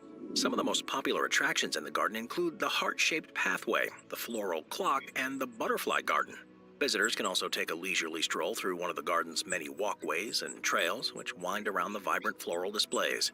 One of the most impressive features of the Dubai Miracle Garden is the flower-covered structures that dot the landscape. These structures are made from a variety of materials, including metal, wood, and stone, and are adorned with thousands of flowers, creating a stunning display of color and texture. One of the most iconic structures is the garden at the Emirates A380, a life-size replica of an Airbus A380 made entirely out of flowers. The structure is over 80 meters long and features over 500,000 flowers, arranged in a wide array of colors and patterns. Dubai Miracle Garden also hosts a number of seasonal events throughout the year, including the Dubai Butterfly Garden and the Dubai Miracle Garden Glow, an illuminated display of flowers and light. Number 9. Butchart Gardens, Canada. Butchart Gardens is a stunningly beautiful garden located in Brentwood Bay, British Columbia, in Canada. It was established in 1904 by Jenny Butchart, who wanted to transform a barren limestone quarry into a garden that would rival the most beautiful gardens of Europe. Today, Butchart Gardens covers over 22 hectares, and it's home to a wide variety of plants and flowers, including roses, tulips, daffodils, and Japanese maples. It's open to the public year-round and attracts millions of visitors each year. One of the highlights of the garden is the Sunken Garden, which was created in the old quarry. It features a stunning array of colors and textures, including roses, dahlias, and salvias. The garden is surrounded by walls made of the original limestone from the quarry, and visitors can enjoy the view from the elevated lookout point. Another popular feature of Butchart Gardens is the Japanese Garden, which was added in the 1920s. It features a traditional Japanese tea house, a koi pond, and a variety of Japanese plants and trees. Visitors can stroll through the garden's paths and admire the peaceful beauty of this serene area. Butcher Gardens also features a Mediterranean garden, a rose garden, and a variety of other themed gardens, each with its own unique character and charm. The gardens are designed to be enjoyed throughout the year, with seasonal displays of flowers and plants that change with the seasons. Number 8. Villa d'Este, Italy. Villa d'Este is a magnificent Renaissance villa located in Tivoli, Italy, just a short distance from Rome. The villa was built in the 16th century for Cardinal Ippolito d'Este, son of the infamous Lucrezia Borgia, and it's also known for its beautiful gardens and stunning fountains. The villa itself is a masterpiece of Renaissance architecture, with a facade adorned with intricate frescoes and stucco work. The interior of the villa features magnificent halls decorated with frescoes, tapestries, and works of art by famous Renaissance artists such as Tintoretto and Guercino. But it's the gardens of Villa d'Este that are truly breathtaking. These gardens cover an area of 80,000 square meters and are arranged over several levels, with a series of terraces and walkways that offer stunning views of the surrounding countryside. Home to over 500 fountains, each one unique and ornate in its own way. One of the most famous being the Fontana del Lovato, which features a central niche surrounded by a series of oval basins, with water cascading down from the top tier into the lower levels. Another famous fountain is the Fountain of the Dragons, which features 4 dragons spitting water into a central basin. This fountain is said to represent the 4 major rivers of the world. Other notable features of the garden include the Avenue of the 100 Fountains, which is lined with a series of small fountains and water features, and the Water Organ Fountain, which uses a series of pipes to create a unique musical fountain display. Today, Villa d'Este is a UNESCO World Heritage Site and remains one of Italy's most popular tourist attractions. Its stunning gardens and fountains continue to inspire visitors from all over the world, offering a glimpse into the magnificence of Renaissance Italy. Number 7. Gardens by the Bay, Singapore. Gardens by the Bay is a nature park located in the heart of Singapore's downtown core. Covering an area of 101 hectares, the park is home to a variety of exotic plants and flowers, as well as several impressive architectural features that make it a must-see destination for visitors to Singapore. One of the most striking features of the Gardens by the Bay is the Super Tree Grove, a collection of towering artificial trees that range in height from 25 to 50 meters. These trees are covered in thousands of plants and flowers and are designed to serve as a vertical garden that provides shade and support for the park's ecosystem. Another highlight of the Gardens by the Bay is the Flower Dome, a massive glass conservatory that houses a collection of rare and exotic plants from around the world. The dome's divided into several different themed gardens, each showcasing plants and flowers from different regions of the world. The Cloud Forest is another must-see attraction at Gardens by the Bay. This indoor waterfall and rainforest features a 35-meter-tall mountain covered in mist and fog, creating a stunning and otherworldly atmosphere. Visitors can explore the mountain and its surrounding gardens, learning about the different plants and animals that call the Cloud Forest home. In addition to these attractions, Garden by the Bay also features several outdoor gardens, including the Heritage Garden, the World of Plants, and the Dragonfly Lake. Number 6. The Desert Botanical Garden, United States. The Desert Botanical Garden in Phoenix, Arizona in the U.S. is a unique attraction that showcases the beauty and diversity of desert plants. Spanning over 140 acres, the garden's home to over 50,000 plants, including rare and endangered species. Visitors can explore the garden's 5 themed trails, each offering a different perspective on the desert environment. One of the highlights of the Desert Botanical Garden is its collection of cacti and succulents. This garden boasts one of the largest collections of desert plants in the world, with over 4,000 species represented here. Visitors can see the towering saguaro cacti, delicate agave plants, and colorful blooms from prickly pear cacti. The garden also features a collection of rare and endangered cacti, many of which are not found anywhere else in the world. And in addition to its impressive plant collections, the Desert Botanical Garden is also known for its stunning natural setting. The garden's situated at the foot of the Papago Buttes, and visitors can take in breathtaking views of the rugged desert landscape. This garden also features several outdoor art installations too, with the popular Wind, Water, Earth exhibit, which showcases the interplay between nature and human creativity.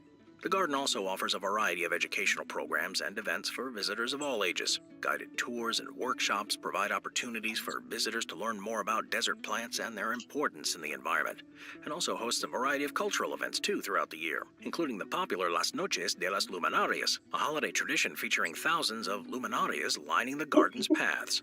Overall, the Desert Botanical Garden is a must-see attraction for anyone visiting Phoenix. Its impressive plant collections, stunning natural setting, and engaging educational programs make it a unique and memorable experience for visitors of all ages. Whether you're a plant enthusiast, a nature lover, or simply looking for a unique and beautiful place to explore, the Desert Botanical Garden is definitely worth a visit. I mean, it is in a desert, and it's a garden. I mean, what more do you need? For that alone, it definitely deserves a spot on this list. Number 5, the Royal Palace of la Granja de San Ildefonso, Spain. This royal palace is a beautiful palace located in the town of San Ildefonso, Segovia, in Spain. It was built during the 18th century as a summer palace for King Philip V of Spain, and it boasts stunning gardens that are considered one of the finest examples of European Baroque garden design. The palace was designed by the Italian architect Filippo Juvara, who was commissioned by King Philip V to create a royal palace in the style of Versailles. The palace is a magnificent example of Baroque architecture, with its grand entrance, elaborate stucco work, and beautifully painted ceilings. The palace also houses an impressive collection of tapestries, paintings, and sculptures from the 16th to the 18th centuries. However, it's the gardens that truly set this place apart. The gardens cover an area of 146 hectares and were designed by French landscape architect René Collier. They feature an impressive array of fountains, waterfalls, and ornamental ponds, all set amid meticulously manicured lawns, hedges, and flower beds. One of the most impressive features of the gardens is the Fountain of the Dragons, which is located at the entrance to the palace. This fountain is adorned with 4 bronze dragons, and it's said to have been inspired by the Fountain of Apollo in the Palace of Versailles. Another notable feature of the gardens is the parterre, which is a formal garden made up of 13 ornamental flower beds. It's surrounded by a series of fountains and statues, and it's designed to be viewed from above, giving visitors a unique perspective on the intricate patterns and designs. Number 4, Botanical Garden of Curitiba, Brazil. The Botanical Garden of Curitiba, located in the Brazilian city of Curitiba, is one of the most visited tourist attractions in the city. The garden covers a total area of 278,000 square meters, which includes a greenhouse, a museum, and numerous gardens and fountains. The garden was designed by Jaime Lerner, an architect and urban planner who served as the mayor of Curitiba 3 times. The garden was inaugurated in 1991 and has since become a symbol of the city's commitment to preserving its natural environment. The centerpiece of the garden is the Botanical Museum, of course, which is housed in a striking glass and metal structure. This museum features a collection of botanical specimens, as well as exhibits on the history of the garden and the flora of the region. The garden's also home to a number of specialized gardens, including the French garden, the Japanese garden, and the sensory garden. The Japanese garden is designed in the traditional Japanese style, with a large koi pond, a tea house, and bamboo grove. The sensory garden, as the name would suggest, is designed to engage all the senses, with plants selected for their scent, texture, and color. One of the most popular attractions here in the garden is the greenhouse, which houses over 50,000 specimens of tropical plants. This greenhouse is designed in the shape of a transparent tube and is divided into 3 sections. The first features plants from the Atlantic forests, the second features plants from the Amazon rainforest, and the third features plants from other tropical regions. Number 3, Claude Monet's Garden, France. Claude Monet's garden, located in Giverny, France, is a masterpiece of landscape design that served as the inspiration for many of Monet's most famous paintings. Monet lived in his home here for over 40 years and spent much of his time tending to his garden, which served as both a source of inspiration and space for relaxation. He carefully selected each plant and flower for its color, texture, and ability to thrive in the French climate, creating a garden that was both beautiful and functional. The garden covers an area of about 2.5 acres and features a range of vibrant colors, serene ponds, and winding pathways that create a sense of natural beauty and tranquility. The Croix Normand is a colorful array of flower beds that bloom with a variety of annuals and perennials throughout the year. The flower beds are arranged in a symmetrical pattern with rows of vibrant colors and textures that create a sense of order and balance. The water garden, located on the other side of the road, features a tranquil pond surrounded by weeping willows, bamboo, and other lush vegetation. The pond is home to a variety of aquatic plants too, including water lilies that create a serene and peaceful atmosphere. The Japanese bridge, which Monet famously painted in his Water Lilies series, spans the pond and offers a stunning view of the garden, and it's said that Monet was inspired by the natural beauty of the area, particularly the play of light and shadow on the water, which he captured in many of his famous paintings. In addition to its natural beauty, this water garden is also home to a variety of sculptures and artworks. Today, the water garden is a popular tourist destination and a source of inspiration for artists, photographers, and garden enthusiasts alike. It's also been featured in countless paintings, photographs, and films, and it's widely regarded as one of the most beautiful gardens in the world. Visitors can also explore Monet's former home and studio, located adjacent to the water garden. The house has been preserved as a museum and offers a glimpse into Monet's life and work. including many of his famous paintings of the water garden itself. Number 2. Kew Gardens, England. Kew Gardens, also known as the Royal Botanic Gardens, is a world-famous botanic garden located in southwest London in England. The garden was established in 1759 and is now home to over 50,000 living plants, making it one of the most diverse collections of plants in the world. Kew Gardens covers an area of 300 acres and is divided into several distinct areas. The Palm House, which was built in the mid-19th century, is a Victorian-era glass house that's home to a variety of tropical plants, including palm trees and exotic orchids. The Temperate House, which is the largest surviving Victorian glasshouse in the world, houses plants from regions with temperate climates, such as South Africa and South America. Another highlight of Kew Gardens is the Princess of Wales Conservatory, which features 10 different climatic zones, each with its own unique collection of plants. Visitors can explore the desert, tropical rainforest, and aquatic habitats all in one location. The gardens also have a variety of outdoor spaces, including the Water Lily House, which is home to the giant Amazonian water lily, and the Davies Alpine House, which houses a collection of alpine plants from around the world. Visitors can also explore the Arboretum, which contains over 14,000 trees, as well as the Japanese Garden, the Rose Garden, and the Pagoda, a striking 10-story tower that offers panoramic views of the gardens. Kew Gardens is not only a beautiful attraction, but it also plays an important role in scientific research and conservation. The gardens have an extensive collection of plant specimens that are used for research purposes, and they also have a seed bank that preserves the genetic diversity of plants from around the world. Number 1.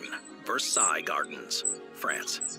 Yes, it had to be this one. I mean, who hasn't heard of the Versailles Gardens? Located in the town of Versailles in France, some of the most iconic and beautiful gardens in the world. They were originally designed by André Lenotre in the 17th century for King Louis XIV and have since become a symbol of French elegance and grandeur. Covering over 800 hectares and home to numerous fountains, sculptures, and stunningly manicured lawns, visitors can wander through the many paths and trails that wind through the gardens, admiring the impressive architecture and natural beauty. One of the most notable features of the Versailles Gardens is the Grand Canal, which stretches for over 1.5 kilometers and is lined with beautiful trees and ornamental sculptures. Visitors can take a boat tour along the canal or simply enjoy a leisurely stroll along its banks. Another highlight of the gardens is the Orangery, which houses over 1,000 trees and is one of the largest in Europe. The Orangery is open to the public and offers visitors the opportunity to learn about the history and cultivation of citrus fruits. The gardens also feature a number of fountains, including the impressive Apollo Fountain, which features a statue of the god Apollo riding his chariot. The Neptune Fountain, which depicts the god of the sea surrounded by sea creatures, is another popular attraction. The Versailles Gardens are a true testament to the art of landscaping and garden design, offering visitors a glimpse into the grandeur and opulence of the French court during the 17th and 18th centuries. They are a must-see destination for anyone interested in history, architecture, or horticulture. If you've got green fingers, then you should certainly use them to tick this place off your garden-based bucket list. I'll see you next time. Watch our nature playlist for more top 15 videos about beautiful nature. Sit back, relax, and binge watch all of our best nature videos. The Top 5 show has launched channel memberships. Thank you to our channel members.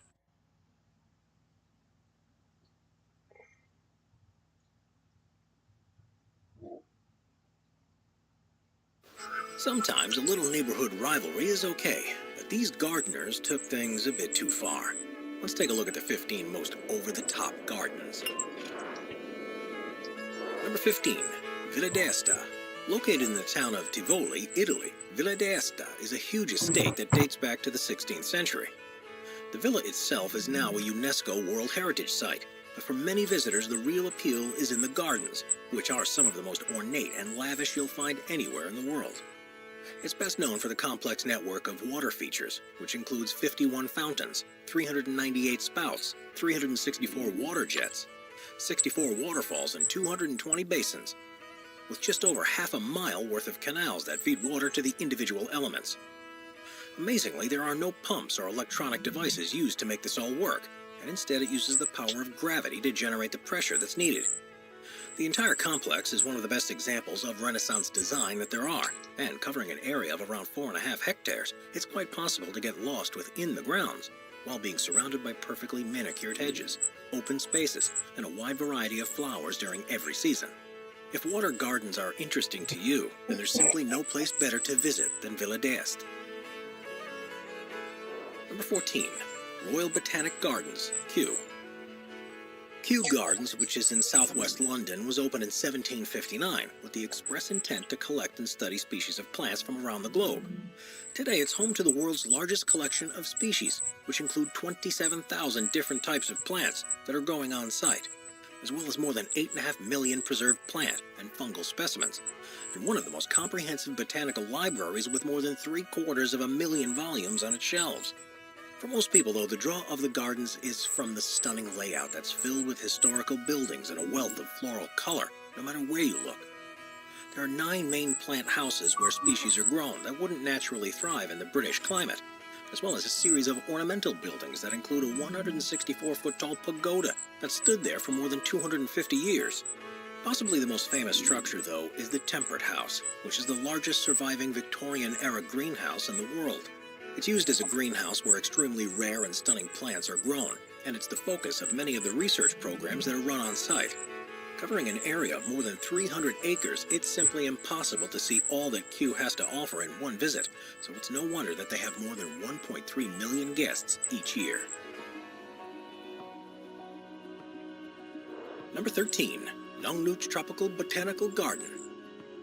In 1954, 2 businessmen bought an 800-acre plot of land in the Chonburi province of Thailand with the intent to turn it into a fruit plantation. But once they got to work on developing the land, they decided instead that it was ideally suited to becoming a wildlife conservation project where they could grow countless species of tropical plants and flowers. It took them 26 years before the Nong Nooch Tropical Botanical Garden was ready to be open to the public. But now covering 500 acres, it's become one of the most popular attractions in the country. It's split across 9 sections, each of which is dedicated to plants from a certain region. They include the French garden, the European garden, the cactus and succulent garden, and the orchid display garden.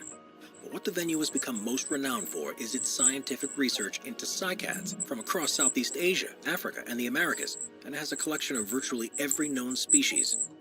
As well as the extensive gardens, Nong Nooch has a variety of activities to entertain visitors, such as religious ceremonies, martial arts demonstrations, and elephant performances. But it's the perfectly designed landscape, the row upon rows of vibrant colors, and the traditional structures throughout the garden that truly puts it a step above the rest. Number 12. The Butchart Gardens. The Butchart Gardens in British Columbia, Canada, is designated as a National Historical Site of Canada and is one of the largest, most popular botanical gardens in the world, with more than 1 million visitors each year. It was built on the land of the Butchart family, who had excavated the area for limestone and constructed a sunken garden in the quarry that was open to guests in 1926. Due to its success, they proceeded to replace their tennis courts with an Italian garden and planted a rose garden where their kitchen garden used to be. And further development took place in the 50s and 60s when miles worth of electrical cables were laid to allow the site to be illuminated at night, along with the installation of a huge fountain in the lower reservoir. It now houses one of the greatest collections of roses in North America, and, as well as the extensive varieties of flowers, also has several huge birdhouses, where a large number of ornamental birds such as peacocks and parrots are kept. There are also several large sculptures from renowned artists throughout the grounds, and of 2008, even an electric 12-person boat to provide tours from different perspectives. With a focus on education, a children's pavilion was opened in 2009, and to add to the entertainment on offer, the gardens often host regular fireworks displays, concerts, and even install an ice rink during the winter. Number 11. Keukenhof. Also often called the Garden of Europe, Keukenhof is one of the world's largest flower gardens. It's in the town of Lies in the Netherlands, and more than 7 million bulbs are planted across the 79 acres every year. This creates astonishing displays, and while it's most famous for the wide variety of tulips, the botanical garden also creates mesmerizing fields full of hyacinths, daffodils, lilies, roses, and many more. The bulbs are donated to the garden every year by a group of 100 growers from across the country, and it's the job of just 40 gardeners to plant them each fall.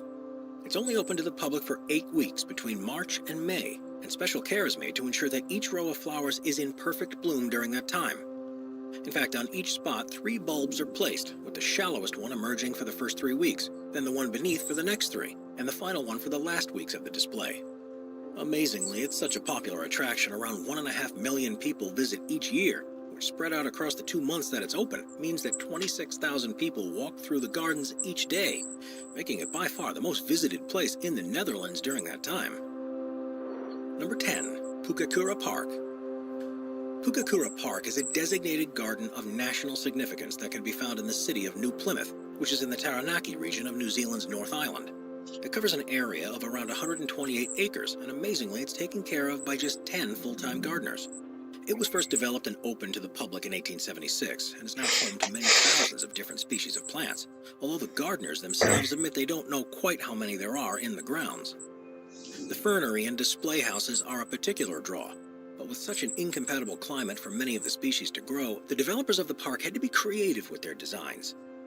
To create the perfect conditions for the plants, 3 caves were dug into a hillside and covered with glass ceilings, which has created a stable, temperate environment where indoor and outdoor plants from across the world can thrive. With the peaks of the nearby mountain range rising above the landscape, Pukakura Park is split into different zones, such as the rhododendron dell, the Curiosity Walk, and it's been open for so long there's a number of plants that are now more than 100 years old, meaning the only other place you'll see such mature specimens are within the hard-to-reach jungles that they originated in. What's even more impressive is that the land was originally flat, and every lake, tunnel, and stream that you see was meticulously carved by hand. Pukakura Park is a one-of-a-kind place, so much so that it's been featured in various TV shows and movies, and it was even where parts of The Last Samurai, which starred Tom Cruise, were filmed. Number 9. Jardin Majorel. Created over almost 40 years by French artist Jacques Majorel, the Majorel Botanical Garden covers 2.5 acres of land in Marrakech, Morocco. He was drawn to this location because of the warm weather, and it served as his home from 1923 to the 50s, and after falling into a state of disrepair, was purchased by Yves Saint Laurent and Pierre Berge in the 1980s so they could restore it and open it to the public. Some of the brightly colored buildings throughout the site are used as museums that are dedicated to certain artists or artistic styles, and it's become renowned for its unusual collection plants, particularly the cacti, as well as the large sculptures that adorn virtually every vista on show. It has become one of the most important tourist attractions in Marrakech, with more than 700,000 visitors each year, and even though its creator died a long time ago, the funds that are raised are put back into research and development to ensure that the plants on show remain relevant and enticing.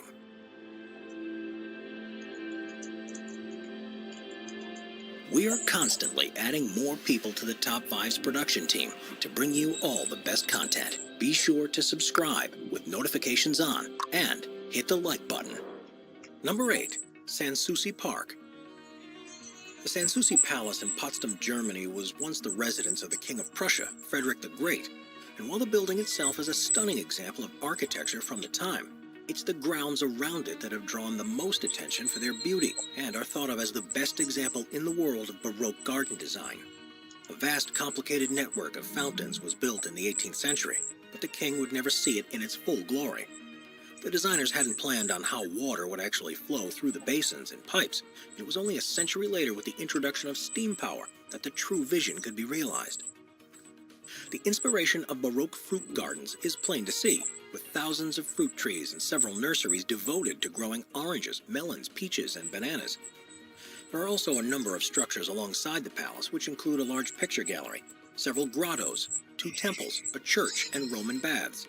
There's also a large moat that feeds a pond around which countless trees and shrubs grow. Number 7. Gardens of Versailles. The Palace of Versailles is one of the most recognizable structures in the world, and has been one of the most important buildings in Paris since it became the home of French royalty in the 17th century. As you'd expect, the interior is full of lavish decorations fit for a king, and this design aesthetic extended to the surrounding landscape too. The Gardens of Versailles are on the west side of the palace and cover an area of almost 2,000 acres. They are landscaped in the traditional French formal garden style, and among the stunning manicured lawns, the symmetrical plant beds, and the numerous sculptures is a network of waterways and fountains that was far ahead of its time when it was built almost 400 years ago. Still fully operational with the original hydraulic mechanisms, displays are often put on during the summer months to show people what a magical place it truly is. In total, the gardens are believed to contain 200,000 trees, 210,000 flowers that have to be replanted each year, 620 water jets, and 10 miles of piping. all of which have made the area such a part of French history that the gardens have been designated a UNESCO World Heritage Site in their own right.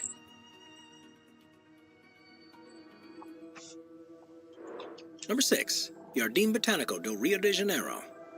When you think of Rio de Janeiro, the first thing that comes to mind tend to be the beaches and the Cristo Redentor statue that looks down over the city. But there's another stunning place that draws visitors from around the world, the Rio de Janeiro Botanical Gardens. It was founded in 1808 by King John VI of Portugal, and while the original intent was to use it as a place to acclimatize plant species they were hoping to grow in South America, it's now become a place where the finest specimens from across the continent are nurtured. There are more than 6,500 different plant and tree species across the 130-acre site, 900 of which are different palms, and the 2,460-foot-long entrance road is lined by an amazing display of 130 palm trees, all of which descended from the same single tree. Designated as a UNESCO biosphere in 1992, only 40% of the park is actively cultivated, and the rest is natural Atlantic forest that grows up the side of the nearby Corcovado Mountain.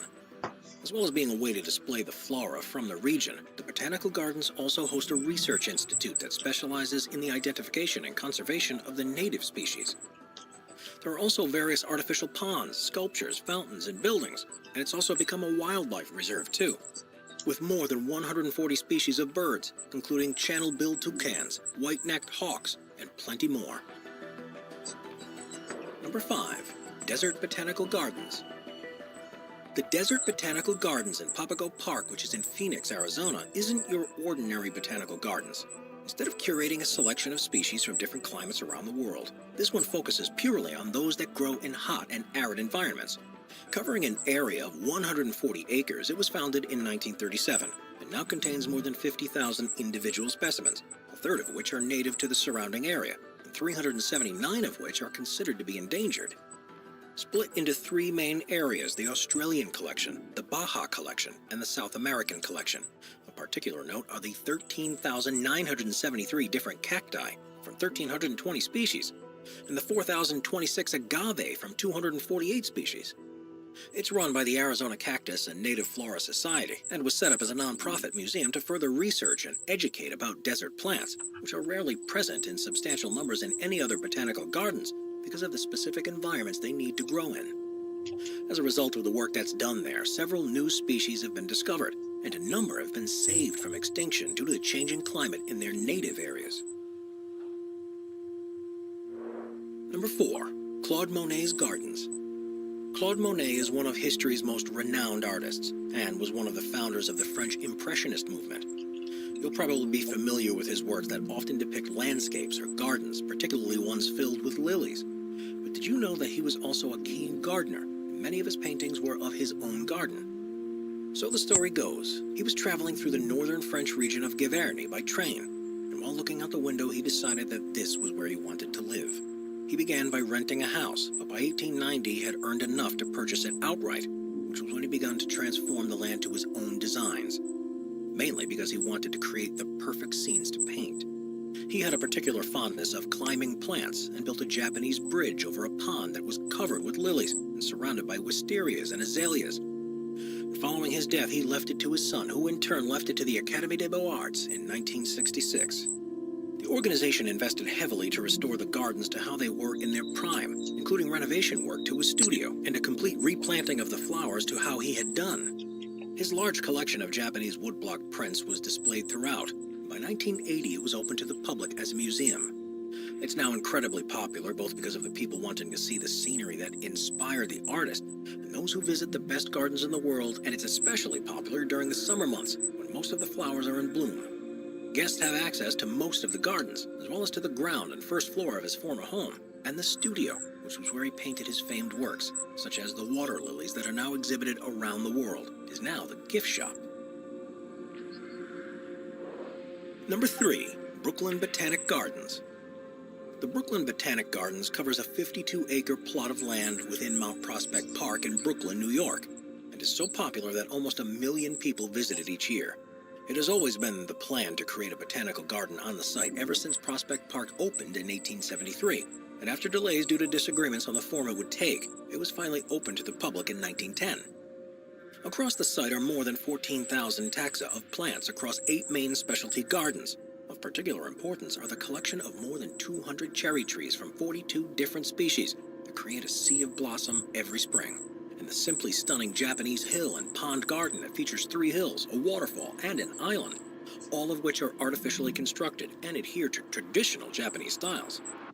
Other attractions include the Cranford Rose Garden, the Shakespeare Garden, the Water Garden, and the Children's Garden, each of which focuses on a particular species and environment and aim to offer relaxing surroundings while educating visitors on the range and beauty of our planet's plants. The garden also provides valuable research and conservation work with a herbarium that contains more than 300,000 preserved specimens, which are used to help track the spread of native species and invasive species throughout the surrounding area, and will help to reintroduce species that have been lost due to climate change or human impact.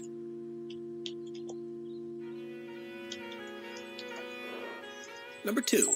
The SSR Botanical Garden. The Sir Siwugsugur Botanical Garden, which is also known as the Pamplemousses Botanical Garden, is a 91-acre site near the city of Port Louis in Mauritius. First built in 1770, it's the oldest botanical garden in the southern hemisphere. Thanks to the island's climate, it's known for its wide collection of tropical species that are rarely seen growing outside in similar gardens around the world. It's most famous for its large pond that's covered in giant water lilies, but it also has a wide variety of spices, ebonies, baobabs, sugar canes, and more than 85 species of palm trees that have been collected from the Americas, Asia, Africa, and the islands around the Indian Ocean. In total, there are more than 650 different species of plants across the site, and as such an important venue on the island, many of the trees have been planted by visiting dignitaries from countries across the world.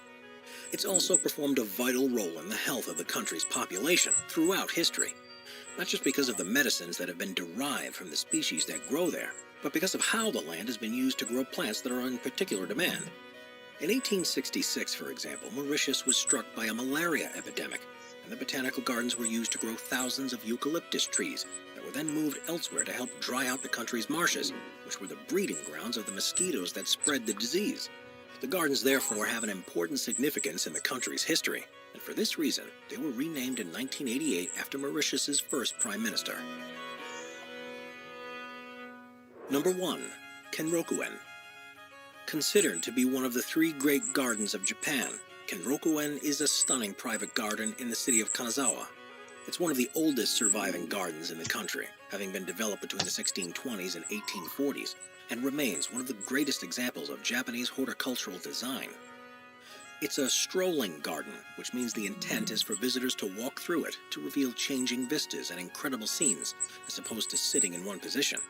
And it's full of ponds, hills, cottages, and tea houses with large open spaces around. The garden has an estimated 8,750 trees and more than 183 different species of plants, as well as several traditional structures that act as focal points.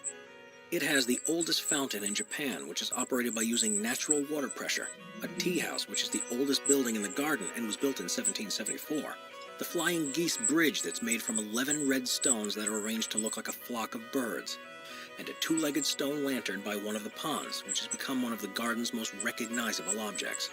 The garden has been specifically designed to take on a different persona as the seasons pass. No matter when you visit, there will be a wealth of color and countless flowers in bloom. It's no wonder that this is the most visited garden in Japan, and because of its meticulous design, is undoubtedly one of the most over-the-top gardens in the world. Watch our nature playlist for more top 15 videos about beautiful nature. Sit back, relax, and binge watch all of our best nature videos.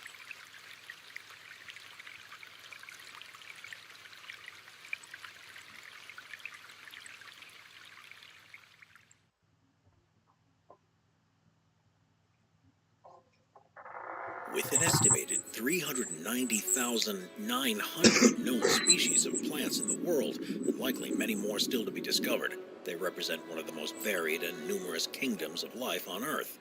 They come in all shapes, colors, and sizes, from the smallest microorganisms to the largest living entities ever discovered. Each plant species is special in its own way, but some have evolved unusual characteristics to thrive in their natural environment. With that in mind, let's take a look at the top 15 most unique flowers known to science. Number 15. Flame Lily. Native to tropical regions of Africa and Asia, but now regularly grown and cultivated in Australia and the Pacific too, Gloriosa, which is more commonly known as the flame lily, is actually a group of 12 different plant species, which each share a stunning appearance. Because of where they evolved, these deciduous perennial flowers have adapted to an extremely wet summer season, followed by a long period of drier weather. Growing up to 10 feet tall, they have tendrils on the end of their leaves, which actually allow them to climb over or push other competing plants out of their way so they can reach the best spot for sunlight. Of course, it's the colorful leaves and the way that they curve back in on themselves that have made them such a popular decorative flower, and the reason for their nickname. And they're so highly regarded that they're the official flowers of Zimbabwe, the Tamil Nadu state of India, and the state of Elam in Sri Lanka. While they may be stunning, flame lilies do hide a dangerous secret. Every part of the plant contains high levels of colchicine, which, while useful in medicine, can be deadly in high doses. There have actually been a number of cases where people have managed to purposefully consume enough of these flowers to commit suicide. Number 14. Titan arum. Titan arum, also known as the corpse flower, holds the record for developing the largest branched inflorescence of any known plant species on Earth. Native to the regions across western Sumatra, where it grows in gaps in the rainforest, these enormous flowers can grow up to 10 feet tall, with leaves of up to 20 feet tall and 16 feet across.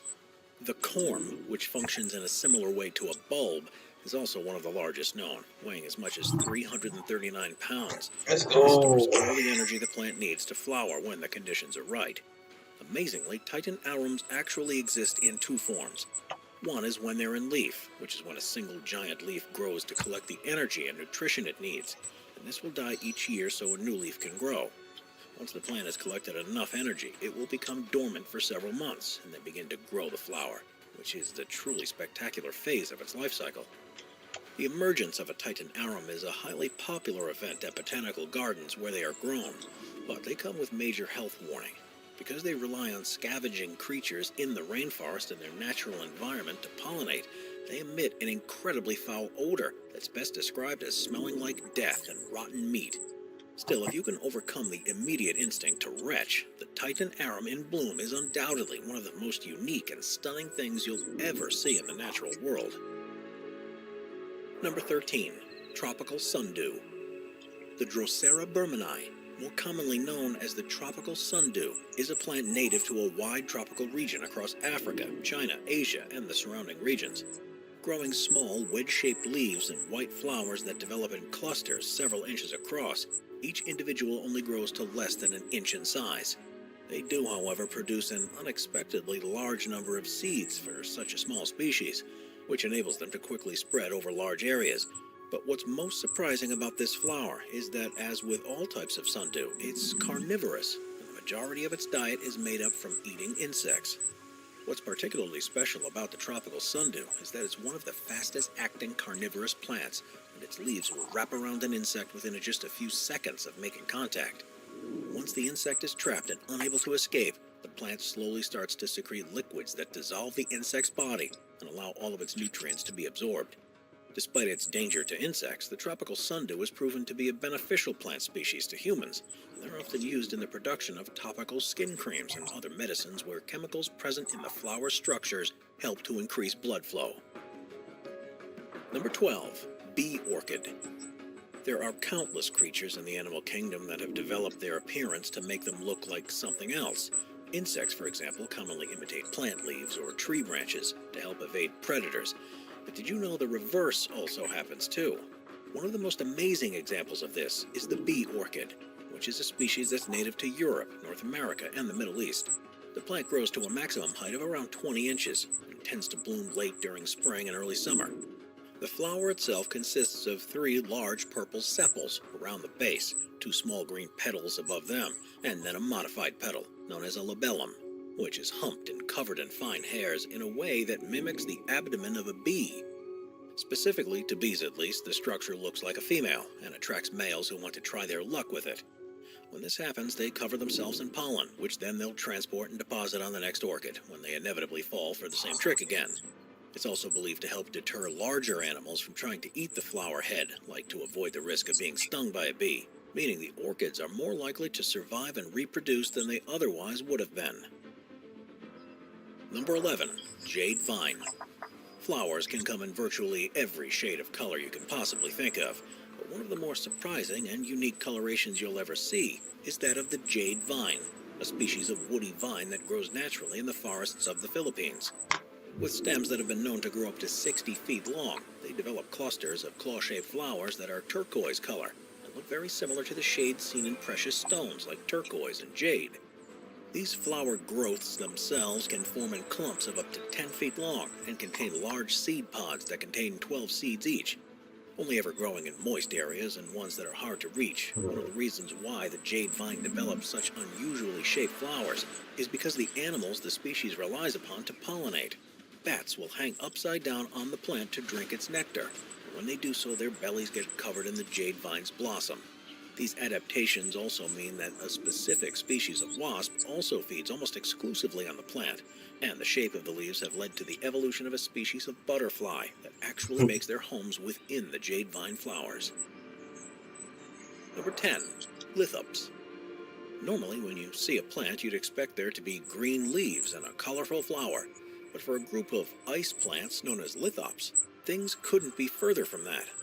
Found across countries throughout southern Africa, they've developed an ingenious way to avoid being eaten by hungry animals by making themselves look like something far less appetizing: rocks.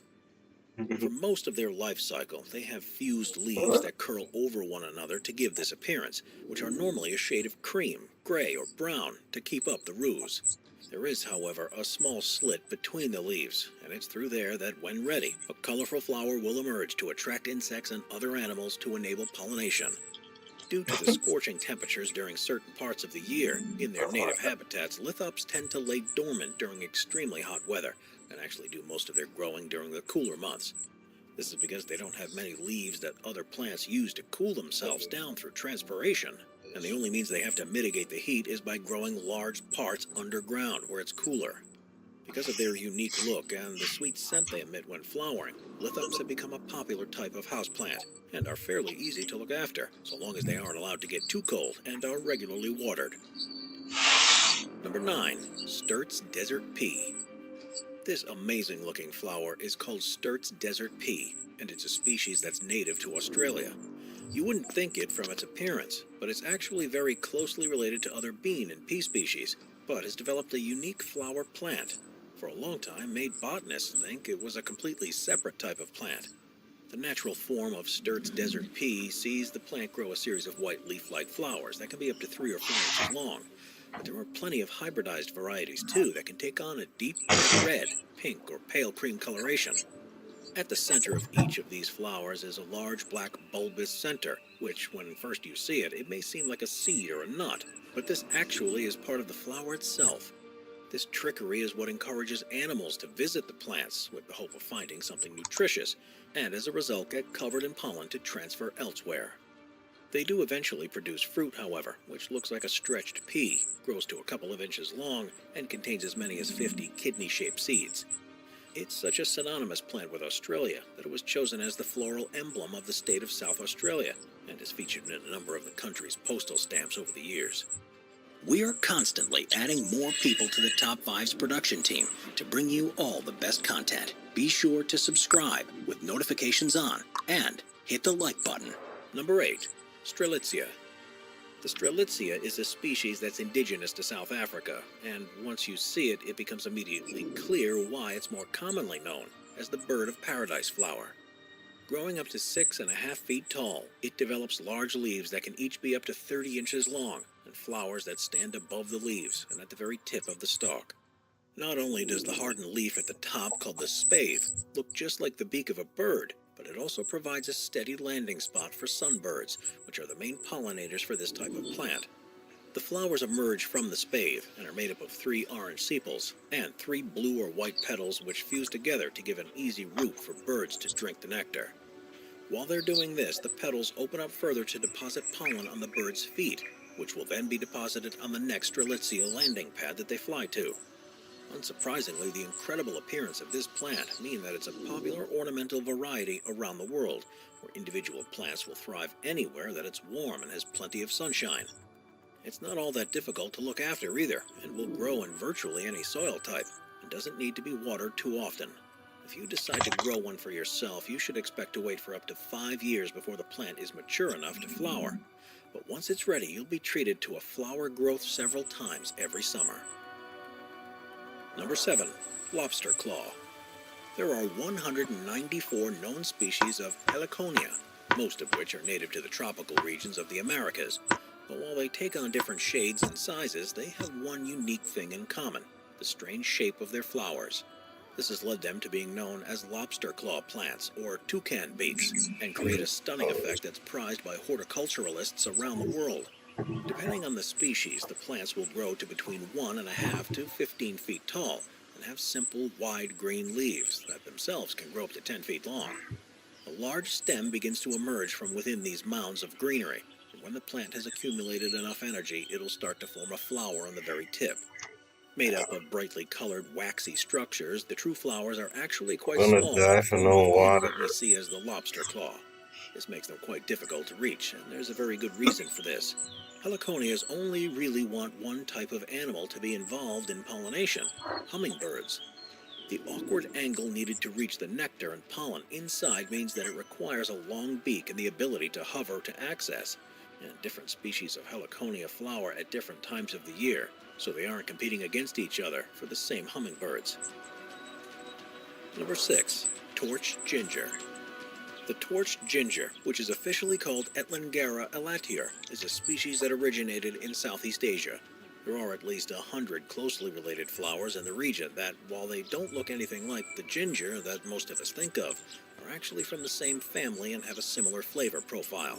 This means that at the same time as being an ornamental flower because they're beautiful to look at, torch gingers are also an integral part of local cuisine. You'll often see lavish floral arrangements including these colorful flower heads, but they're also often used in soups, sauces, salads, and other delicacies.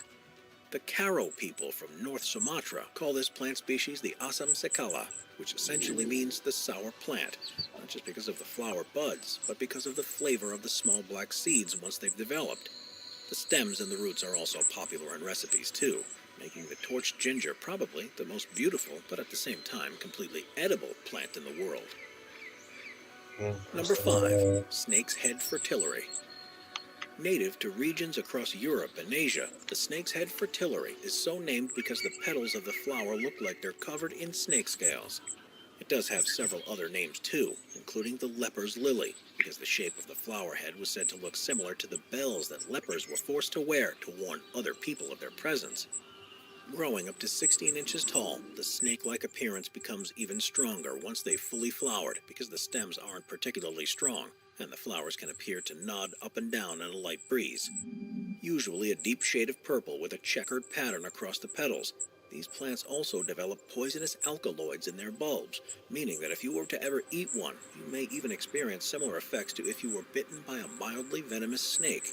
Still, there's no denying that they're a stunning variety of flower, and despite being considered as endangered in the wild, they're a popular ornamental species and are the official flowers of the Swedish province of Uppland, which is one of the last places in the world you can see them flourish in their natural environment.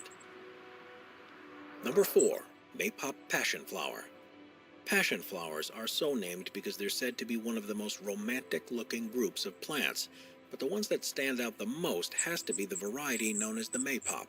Technically a fast-growing vine, they're one of the toughest species of wildflower and are native to regions across the U.S. With stems that can grow virtually unimpeded, the plant develops large leaves of up to 6 inches long and a highly unusual flower that can be purple or blue, and is covered in a tendril-like structure. They have 5 petals, develop a noticeable whitish corona at the center, and rely on bees and other insects for pollination. It's such a standout species that, as well as being the Tennessee state wildflower, they've been used for hundreds of years by the Cherokee in the area as food and medicine. It forms such an important part of the culture, where it's known as the Ocoee, that the Ocoee River and Valley in the Appalachian Mountains were named after it. Still, to this day, the unique flavor of this passion flower means that it, along with the fruits it produces, is often used in food products and is particularly suited to being used as the main flavoring ingredient in jams, jellies, and desserts. Number 3. Buddhist Udumbara. The Udumbara flower is possibly the most mysterious plant in the world. It's extremely rare to see, something that's made even more difficult by the fact that when fully grown, the flowers are, at most, just 1 millimeter in diameter. According to Buddhist legend, the plant only blooms every 3,000 years, and while there have been more regular sightings than that in recent times, it's a testament to just how unlikely it is to ever see one. The small, white flowers look very similar to lacewing butterfly eggs, but there are some slight differences that allow you to tell the difference. Mainly the sweet scent of sandalwood that they emit, and the fact that the flowers don't disintegrate in the same way that eggs do. They tend to grow in the most unlikely of places, such as on window ledges and tree branches, and it's hard to see them without the use of a microscope. Usually it's the smell that lets you know that there are some nearby, and after careful searching you might just find where they are. Because of their rarity, very little is actually known about the flower, but with a name that means auspicious flower from heaven, it's usually seen as a sign of great fortune whenever they emerge. Number 2. Night-blooming cereus. The night-blooming cereus is a stunning species of cacti that are native to the arid regions of China, and it's another flower that's incredibly rare to see. There are a number of different species, each of which produce a glorious display of petals that are usually white or slightly translucent in color. As the name would suggest, the unusual thing about them is that the flowers only emerge when it's dark, and in many of the species they'll only actually bloom one night every year. By the time the sun rises in the morning, it will have already begun to wilt, so timing is absolutely crucial if you ever want to see one at its best. The reason for this is that the plants rely on very specific types of nocturnal insects and animals to carry the pollen to other plants, so it only releases the rich aroma when these animals are active. There's a great demand for the flowers in their native regions, where dried petals are used in types of Cantonese soup, and some night-blooming cereus even produce fruits that are large enough for humans to consume. Because of this demand, there are now a range of places that grow them for commercial purposes. So while you could be almost guaranteed to see one in bloom at one of those facilities, the chances of seeing one in the wild remain extremely unlikely. Number 1. Lady Slipper Orchid. Orchids grow in a range of different shapes that help them attract the right animal species to help them pollinate. But perhaps one of the most unique, and definitely one of the most sought after, is the Lady Slipper Orchid. It's the largest orchid species that's native to Europe, usually growing to around 23 inches tall, with flowers that can be up to 3 or 4 inches across. They form a beautiful arrangement of twisted petals, with a labellum that makes up the distinctive slipper shape. In the wild, they can be found across Europe, where they tend to grow in woodlands on moist, calcium-rich soil. Because of habitat changes caused by human activity, they're far less frequent now than they ever used to be. They are, however, extremely popular with horticulturalists who value their vivid colors and unusual shapes, so a number of plant nurseries have crossbred different types to create brand new varieties. Some of these can be so valuable that when they're displayed at flower shows, they have to be protected by security guards and can easily cost as much as $7,500 for a small cutting. At least 19 countries have, at some point, featured images of Lady Slipper Orchid on a range of postal stamps, and one municipality of Norway even has one incorporated into its coat of arms. For many, a perfectly grown Lady Slipper Orchid represents the epitome of gardening ability, and they take pride and place in countless show gardens around the world. Watch our nature playlist for more top 15 videos about beautiful nature. Sit back, relax, and binge watch all of our best nature videos.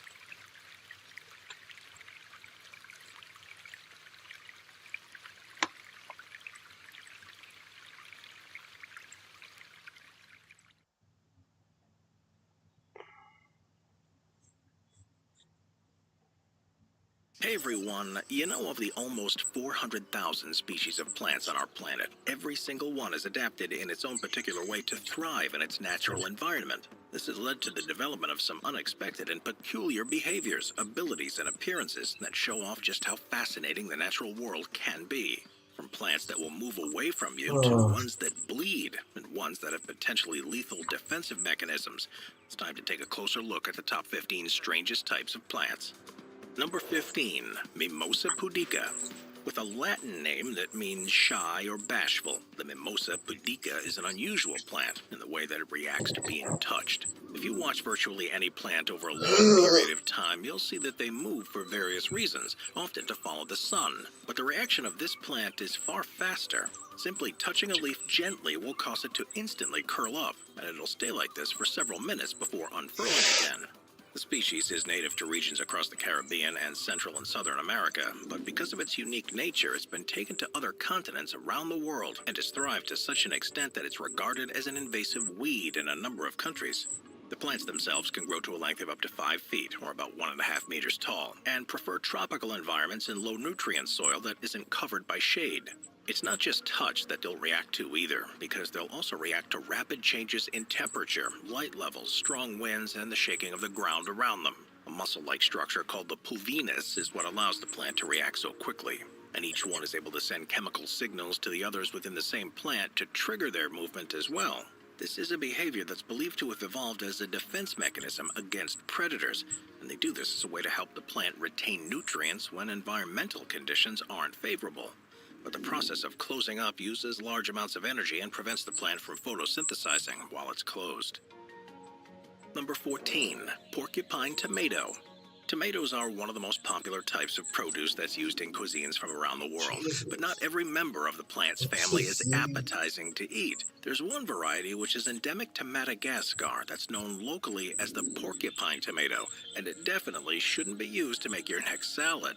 From the moment the sapling begins to emerge, the plant develops large orange thorns across its leaves and stems that are rigid and sharp, and these are designed to prevent animals from stealing the fruit or trying to eat any other parts. If that's not enough of a preventative measure, the fruits themselves are just as vicious as they are. Along with the leaves and stems, contain high concentrations of tropane alkaloids that, if eaten, will make you seriously ill. The plant will normally grow to a height of around 5 feet, or just over 1.5 meters, and they develop purple flowers, and it's their bold color along with the orange thorns that has made porcupine tomatoes a popular species of ornamental plant around the globe. Extra care is, of course, needed if you're planning on planting one of these in your garden, because not only do they pose a risk to humans, but also to any pets or wild animals that have never encountered them before and could possibly have a fatal response to the toxins that they contain. Number 13, dead horse arum lily. As you walk through any place where there are plants and flowers, you'll occasionally notice a scent that's been released by one. Each species has its own specific smell that's evolved to attract certain animals that help them pollinate or spread their seeds. But while most are sweet and pleasant, there are some that are incredibly unpleasant. One of the worst smelling of all is the dead horse arum lily, which is a type of ornamental plant that's native to the islands in the Mediterranean, like Corsica and Sardinia. From a distance, it's a pretty plant, which is why most people like growing them as a decorative species, but it's almost guaranteed to make you retch a little bit as you get closer. That's because this lily relies on flies, such as the common green bottle fly, to pollinate. When they're ready, the plants actually are able to raise their temperature through a process called thermogenesis, and then release a scent that's a perfect corollary of rotting meat, so much so that the flies are unable to tell the difference. When the flies enter to lay their eggs, they become trapped inside the chamber of the plant by spines overnight to give them a chance to deposit any pollen they're already carrying. And then when the plant has produced pollen of its own, the spines shrivel up and the flies are able to leave, while at the same time picking up more pollen that can be transferred to the next plant that they visit. It's a very clever method of using insects that few other species rely on for pollination, and this is how the dead horse arum lily has managed to thrive across the island chain that they're native to. Number 12, baseball plant. Originating from the Cape Province region of South Africa, the baseball plant is an unusual type of succulent that looks surprisingly similar to an actual baseball. They're often seen in botanical gardens around the world thanks to the relative ease of cultivation, and depending on their age, will grow to between 2 to 6 inches, or about 6 to 15 centimeters in diameter. It's when they're at their youngest that they're more spherical and will become slightly cylindrical as they grow, because of the increased amount of water that's held inside reservoirs in preparation for long periods of drought. Virtually every plant has 8 prominent ridges, and if they're exposed to prolonged sunlight, the normally green color will develop red and purple patches. While you can easily see these plants in places that they've been cultivated, they're becoming increasingly rare in the wild. This is partly because so many have been collected for sale into private hands, and also because each plant grows relatively slowly and only produces 2 or 3 seeds, so aren't able to spread as quickly as other species. Also, there's a species of cactus that's found in Texas and Mexico called the Astrophytum asterius, or more commonly, the sea urchin cactus, that looks very much like the baseball plant. These similarities aren't due to a shared heritage, though, and are instead examples of evolutionary convergence, where 2 separate species have developed similar traits that help them survive in arid environments. Number 11, the semaphore plant. While virtually every species of plant is able to move, they usually do so very gradually in a way that's almost imperceivable to the human eye. There are some exceptions to this, though, and one of the more surprising is known as the semaphore plant. Classified as a tropical Asian shrub and a member of the pea family, this species is native to countries across Asia, such as Bangladesh, Cambodia, China, India, Indonesia, Malaysia, and Vietnam, as well as, unusually, various island chains throughout. This was one of Charles Darwin's favorite plants because of the way that it moves, and it's developed an ingenious way to ensure it collects as much sunlight as possible. Each of the large leaves has a hinge-like structure that's able to alter its position and turn it to an angle to receive the most intense sunlight. The process of moving the leaf, though, uses up a lot of energy, so the plant has developed a way to be as efficient as possible. At the base of each large leaf are 2 leaflets, and these continually follow an elliptical path, so to sample the levels of sunlight throughout the day. Once they detect levels that are worth adjusting to, they send a signal to the hinge, and the main leaf is moved. As well as following the sun, the movement is also believed to be a defense mechanism that mimics the motions of butterflies. By looking like one of the insects, it prevents others from trying to lay eggs on their leaves, and this ultimately protects them from being eaten by the caterpillars that would eventually emerge. Number 10, water wheel plant. Native to regions across Europe, Asia, Africa, and Australia, the water wheel plant is the second most prevalent carnivorous species in the world, and can be so effective at spreading that it's considered to be an invasive species. They float in water, and surprisingly don't have a root system at all. Instead, they directly absorb the water from their surroundings, and rely on their ability to capture small aquatic animals to provide them with nutrition. The central stem, which can be up to 16 inches or about 40 centimeters long, is covered in a specialized trap leaf that grows in circular clusters. Each trap is made up of 2 lobes that can fold against each other and are covered in a series of fine hairs to detect when a creature is within their grasp. When triggered, the leaves will snap shut in less than 2/10 of a second, which makes the water wheel plant one of the fastest plant movements in the whole of the animal kingdom. To prevent clasping around debris, the leaves are also surrounded by hairs that act as filters, so the plant can be sure that anything that's reached the inner part of the leaf can only have done so on purpose. Interestingly, the traps only work in very specific environments too, and must be in water that's warmer than 68 degrees Fahrenheit, or about 20 degrees Celsius. If it's any colder than this, the water wheel plant will instead produce non-carnivorous leaves that are heavier and cause them to sink to the bottom, where they'll endure the colder temperatures before rising back to the surface when it heats up again. Number 9, Brugmansia. Also known as angel's trumpets because of the large flowers that they produce, Brugmansia is the name given to 7 species of shrubs that are native to South America.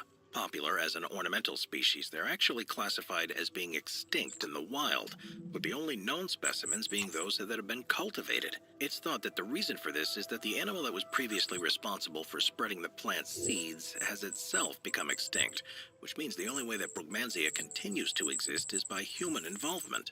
Growing to a height of about 36 inches or about a meter, the trumpet-shaped flowers themselves can grow up to 20 inches or 50 centimeters long. The 7 species range in color from yellow to pink to orange, and if it wasn't for their stunning flowers, there's no way people would want to grow them, because they're also extremely toxic.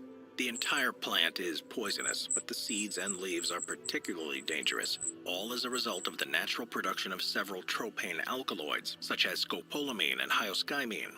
It doesn't take too large a dose to begin experiencing side effects, which include confusion, dry mouth, tremors, headaches, and paralysis of some muscles. And with larger doses, you can expect to develop hallucinations, problems with eyesight, and potentially death. It's illegal to grow these plants in a number of places, including Florida, because of the risk they pose. And if you ever see one in real life, it's best to admire the flowers from a distance. Number 8. Rainbow eucalyptus. One of the most stunning trees for their appearance is the rainbow eucalyptus, and in the right conditions, they grow surprisingly tall. Native to the Philippines, Indonesia, and Papua New Guinea, they've been exported around the world and are now grown in a range of different environments because there truly is no other tree that looks anything like them. Their trunks are covered in vibrant colors, and this happens because of the way that they grow. They can reach up to 250 feet or 76 meters tall, with a trunk diameter as much as 100 inches or 2.5 meters. They can reach this size in a relatively short period of time. This fast rate of growth results in the periodic shedding of strips of bark, and this is when the colors of the inner layers become revealed. Streaks of greens, reds, oranges, grays, and purples can emerge, almost as if it's been splattered with paint. One of the most amazing rainbow eucalyptus specimens in the world can be found on the Hawaiian island of Kauai. They were imported in the 1920s in an attempt to control soil erosion and to regrow the forests that had been cut down, and the environment proved to be perfect. Some roads are now lined with them, with individuals growing in excess of 200 feet, in what is both a surreal and incredible sight. Number 7. Cape Sundew. Cape sundews are a small plant species that's native to the area around the Cape Peninsula in South Africa, and have become one of the most common species of sundews thanks to a large number of seeds that they produce, and the ease at which they can germinate in virtually any condition. Insects attracted by the colors that glisten in the sunlight and the scent become trapped on the tentacles as soon as they make contact, and this gives the plant a chance to begin digesting them before they find a way to escape. The leaf begins to curl up around the victim, which attaches more sticky tentacles, and also puts more of its digestive glands, which are scattered across the leaves, into contact with the insect. It takes less than an hour for the leaf to completely cover an insect, and the body will be broken down by enzymes within the following 6 hours. The nutrients are absorbed through the red tips of the tentacles, and once the process is complete, the leaf will unfurl and is ready to capture the next insect that lands on it. Number 6. Puya ramandai. The Puya ramandai, also known as the Queen of the Andes, is the largest of all the species of bromeliad and is native to the Andes mountain range across Bolivia and Peru, usually between 9 and 16,000 feet above sea level, particularly where the terrain is covered in rocky slopes and small shrubs. They're closely related to pineapples, and they stand out above all that surrounds them with a trunk that can grow upwards of 16 feet or about 5 meters. And the rosette that forms at the top consists of around 200 leaves, each of which are around 4 feet or 1.2 meters long. This entire combined structure of leaves and flowers can itself be 26 feet tall, meaning that the entire plant can reach in excess of 50 feet tall. Usually it takes 80 years before they're ready to bloom, but when they do, they can produce as many as 20,000 flowers within a 3-month period. They rely on birds to help them pollinate, but there's still a lot to learn about their relationship with animals. Due to their size, it's not uncommon to find birds that have become trapped inside the plants, and there's currently a debate within the scientific community as to whether this is evidence that these plants are proto-carnivorous, that is a defense mechanism, or simply a cruel twist of fate that some birds suffer from. Due to the length of their reproductive cycle, this species is now regarded as highly endangered as a result of human activity, climate change, and fires, and efforts are now underway to try to protect them for generations to come. Number 5. Corkscrew plant. There are around 30 different species of corkscrew plant that can be found in damp ground across Africa and Central and South America. Unlike most species of plants, they don't actually grow any roots and instead develop a complex network of underground traps that are more specifically designed to capture and digest microorganisms, in particular protozoans. Looking no different to other herb-like plants from above ground, their traps are made up of hollow, round stalks that burrow into the ground in a spiral shape. Microorganisms spend their lives feeding on the roots of various plant species, but if they're unfortunate enough to find a corkscrew plant, it'll be the last thing they ever do. The traps have a series of openings along them, and once something enters one, there's no going back. The opening closes behind them, and they become trapped within a network of hair-like structures that push the organism towards the main part of the plant. During this journey, it's digested by enzymes within the plant, and by the time it reaches the end, all that's left is a nutritious liquid that the plant can absorb. All this happens underground, and to microorganisms. It was only in 1998 that corkscrew plants were proven to be carnivorous, even though Charles Darwin himself suggested this might be the case more than a century earlier. Number 4. Manchineel tree. At first, you may think this species of tree produces a small variety of apple, but the fruits of the manchineal tree are far from being a healthy snack and can instead lead to an early and extremely painful death. Native to regions across both North and South America, they're one of the most toxic trees on Earth, and the part you really need to be careful of is the sap. That's because it contains high concentrations of phorbol and a large number of other toxins, and it'll cause extreme blistering if it makes contact with your skin. The most common types of injuries related to these trees take place when it's raining outside, where people who take shelter under the tree risk raindrops picking up a tiny amount of the sap and then landing on their skin, which is more than enough to see the effects. Burning the trees can be just as dangerous too, with reports suggesting that the smoke that's released can damage eyes, and eating the fruits is a one-way trip to the emergency room, because while the taste may be sweet at first, your mouth will soon start burning, your throat will swell up, and you may suffer from a bacterial superinfection that can lead to death. And it's not just humans who are affected in this way. Manchineal trees are dangerous for most animals, except for those that have specifically evolved to counter those dangers, such as the black-spined iguana. In most populated areas where the trees grow, you'll see signs telling you to stay away, or maybe a giant red X or stripes painted on the trunk to warn of the dangers. Number 3. Titan arum. Native to the Indonesian island of Sumatra, the Titan arum produces the largest flowering structure in the world. Incredibly, the central growth, which is made up of clusters of flowers, can be more than 10 feet or 3 meters tall. But seeing one of these can be quite rare. It takes up to 10 years before the plant will flower for the first time, and after then, it can be between 3 and 10 years before it will bloom again. There's a very short time to see it in its full glory, because it begins to wilt within 12 hours of opening and can be completely gone within just 2 days. These plants have learned to take advantage of this time to attract insects to collect and transport the pollen as efficiently as possible, and they emit a disgusting potent smell. They're often called corpse flowers because of the putrid odor, but this draws in the insects that either eat or lay their eggs in rotting meat. To further encourage the spread of this smell, the plants are thermogenic, which means they produce a large amount of heat to warm up their perfume and ensure it disperses into the air and through the jungle, which means you don't have to be very close to a Titan arum before you're fully aware that there's one growing nearby.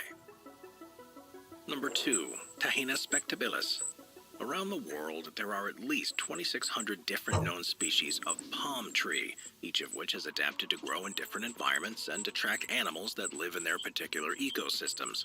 Of all the palms, though, one of the most unusual is the Tahina spectabilis, which is a variety that's native to just one place, the Analalava district of northwestern Madagascar.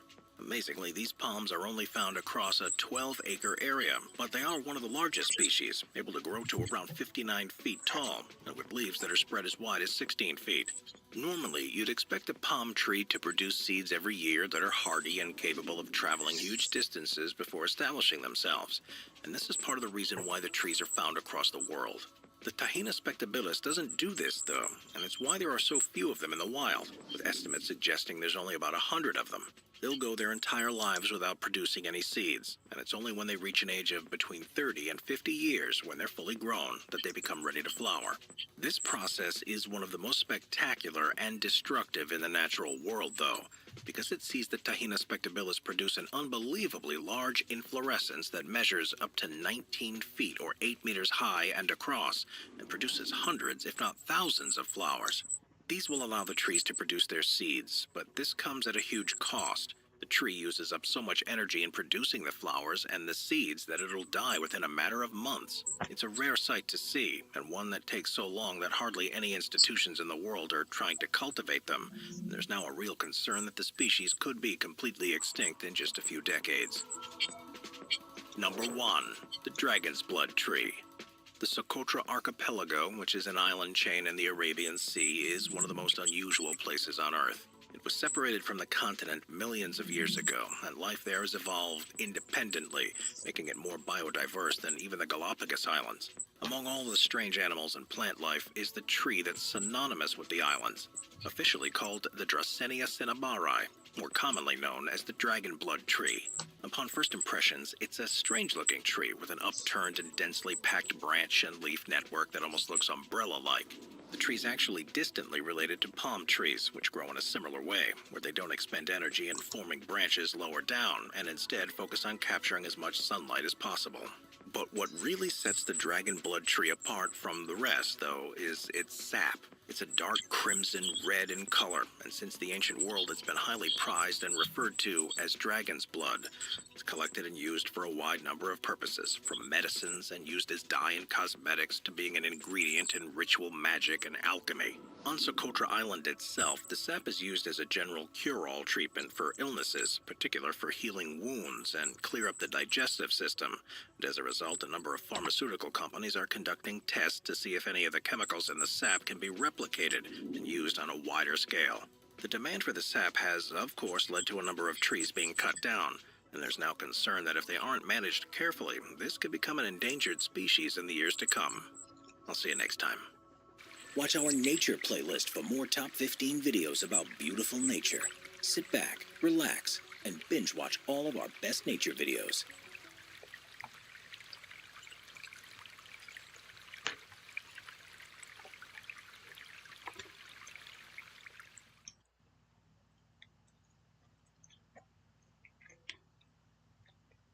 Some plants have developed astonishing survival mechanisms that allow them to survive in the most unforgiving environments. For today's video, I'm covering 15 incredible plants with unbelievable survival mechanisms. Let's start with number 15, the Venus flytrap. I love the Venus flytrap, but at first glance, it looks like something out of a science fiction movie, with jaws that snap shut on unsuspecting prey. Yet this carnivorous plant is very much real and has existed for millions of years. Found in the humid areas of the Carolinas in the United States, this plant is one of over 500 species of carnivorous plants, and it's evolved to thrive in nutrient-poor soil by developing a remarkable ability to lure, capture, and digest insects. Now, the flytrap's lure is far from subtle. Like many flowering plants that attract insects for pollination, the flytrap secretes a sweet nectar that entices bugs to land on the leaves. This sugary scent beckons insects into what seems like a harmless meal, but this will be their last mistake. Once the insect touches down on the flytrap's surface, it's greeted by tiny, stiff little hairs known as trigger hairs. These hairs act as the plant's version of a motion detector. The flytrap doesn't snap shut right away. Instead, it waits for further confirmation. If the insect triggers two of the hairs in quick succession or brushes against the same hair twice, the plant's jaws spring into action. This quick yet deliberate process ensures that the plant doesn't waste any energy on false alarms, like raindrops or wind-blown debris. If the prey is too large, however, the plant can't form a proper seal, allowing bacteria to invade. When this happens, the trap will blacken and die. But this sacrifice doesn't threaten the entire plant. Venus flytraps can afford to lose a few traps because new ones will sprout, ready for their next meal. Interestingly, each trap only has a lifespan of about 10 to 12 uses, and after these, it retires from the hunt, focusing its remaining energy on photosynthesis. Number 14, Welwitschia. Endemic to Namibia and Angola, Welwitschia has become the stuff of legend, not just because of its unusual appearance, but because of its astonishing ability to survive in one of the harshest environments. It's known as a living fossil. Welwitschia is an ancient relic from a bygone era, and it shows no signs of letting go.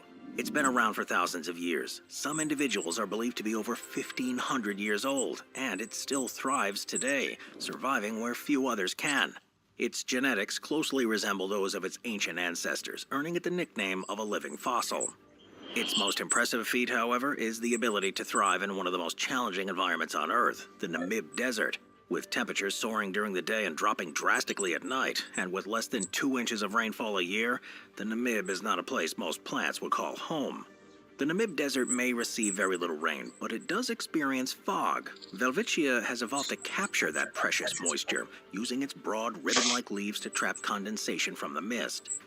Despite the slow and unassuming growth of this plant, its ability to endure is nothing short of miraculous. The harsh conditions here would quickly wither most other living things, yet Welwitschia not only survives, it thrives.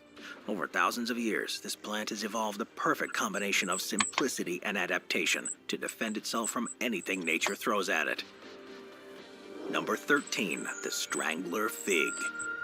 Found in tropical regions across the world, the strangler fig has mastered the art of taking over its environment by exploiting other trees. It's not a parasite in the strict sense. Strangler figs are fully capable of photosynthesis, but its survival strategy is pretty brutal. By slowly engulfing the host tree, strangler figs ensures its own growth and, eventually, its host demise. This is a prime example of how, in nature, the best defense is often a good offense. The life of a strangler fig begins high in the canopy of a host tree, far above the forest floor. Its journey starts as a tiny, sticky seed deposited by a bird, bat, or monkey onto the branch of a tree. At this stage, it seems harmless, perched on the surface of its host tree. The host tree provides a stable platform and the initial access to sunlight, which is critical. As the fig seedling grows, it sends down long, slender roots, inching their way down the host trunk in search of soil. These roots gradually form a web around the host tree, and once they reach the ground, they begin to draw nutrients directly from the soil. What was once a simple aerial plant begins to shift gears into an aggressive, resource-hungry organism. As it matures, it doesn't just grow beside its host, it grows over it. The roots thicken and fuse together, wrapping around the host tree's trunk like a suffocating cage. The lattice of roots eventually forms a nearly impenetrable sheath, covering the host tree entirely. Now, while the strangler fig is not parasitic in the strict sense, it produces its own food through photosynthesis, its presence is anything but benign. The host tree's canopy is overshadowed by the fig's growing foliage, and its own roots are forced to compete with the ever-expanding root system of the fig. In time, the water and nutrients is reduced, leaving it weaker and more vulnerable. Tree's trunk further squeezing the life from it. This relentless stranglehold can lead to the host tree's eventual death. Number 12. Sundew. The sundew is a carnivorous plant, one that's evolved to eat bugs in order to compensate for the nutrient-poor environments in which it lives. Its unique adaptation to a hostile ecosystem means that its very survival depends on devouring other creatures. In the world of the sundew, defense and survival are inseparable, and eating bugs is how it ensures its own existence. Sundews are part of the genus Drosera, are widely spread across tropical and temperate regions, and they have a particular abundance in Australia. They like to make their homes in places that would be inhospitable to most plants, acidic, sandy soils with little to no nutrients. Traditional plants that rely solely on the soil for nutrients would struggle to survive here, but the sundew has a secret weapon. It gets its nutrients by trapping and digesting insects. Its leaves are equipped with gland-tipped trichomes. These tiny plant hairs exude a sticky, glistening substance resembling dew. This substance is what gives the sundew its name, but also its primary hunting tool. Insects are drawn to this glistening dew, mistaking it for water, but once they touch it, they're trapped. The sticky tentacles wrap around the prey, encasing it in a web-like structure. And despite its insect-eating tendencies, the sundew doesn't gain energy from the bugs that it catches. Instead, it uses the nutrients from its prey, particularly nitrogen, to make up what the poor soil cannot provide. Once the insect is caught, the sundew wastes no time. Plants begin to curl inwards, slowly engulfing the meal. Enzymes are then secreted to break down the prey, allowing the sundew to extract the nitrogen and other vital nutrients it needs. And what remains of the insect, now nothing more than an empty shell, is left behind, and the leaf unfurls, ready to begin the hunt again. Number 11. Hydnora africana. Hydnora africana defies conventional plant characteristics, existing predominantly underground without roots, leaves, or chlorophyll.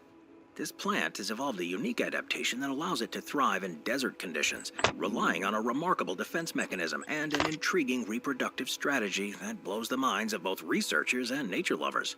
Instead of photosynthesis, this plant behaves like a subterranean vampire, feeding off the nutrients of its host plant.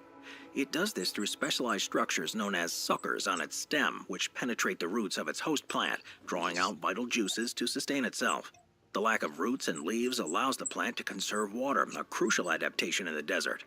Now, the majority of the plant's existence is hidden from sight, with the only visible feature being its striking flower, which bursts forth from the ground.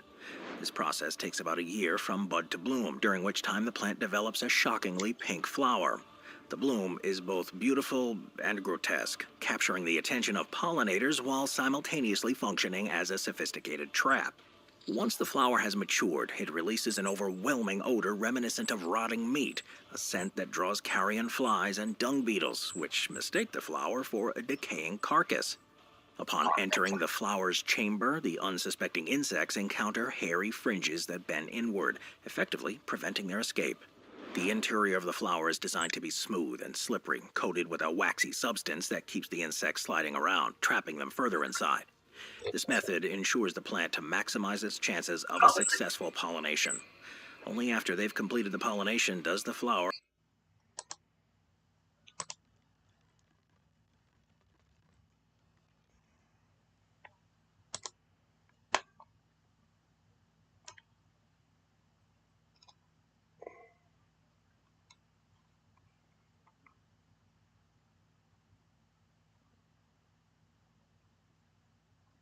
entrance reopen, allowing the now loaded pollinators to escape. Number 10. The floss silk tree.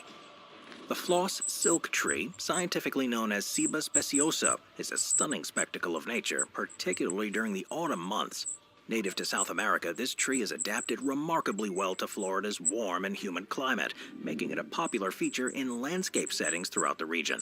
It can be found primarily in South America, including Brazil, Argentina, Paraguay, but it also has established a presence in southern Florida. These trees thrive in subtropical and tropical environments, often found in open woodlands along roadsides and in gardens, where their striking appearance can truly shine.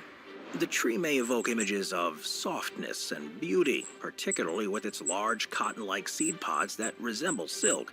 It possesses a surprisingly formidable defense mechanism. The trunk of the tree is covered in large conical thorns that serve as a deterrent to herbivores and other animals that might attempt to climb or gnaw on its bark.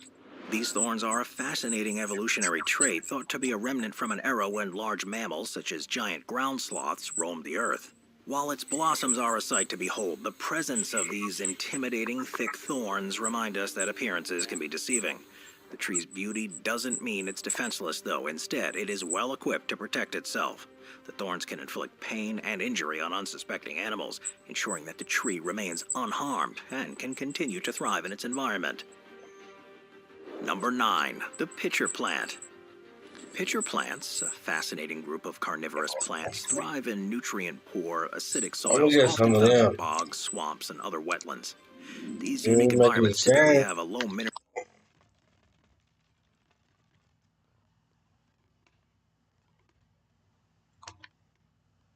I'm gonna order a bunch. content, making them unsuitable for many other plants.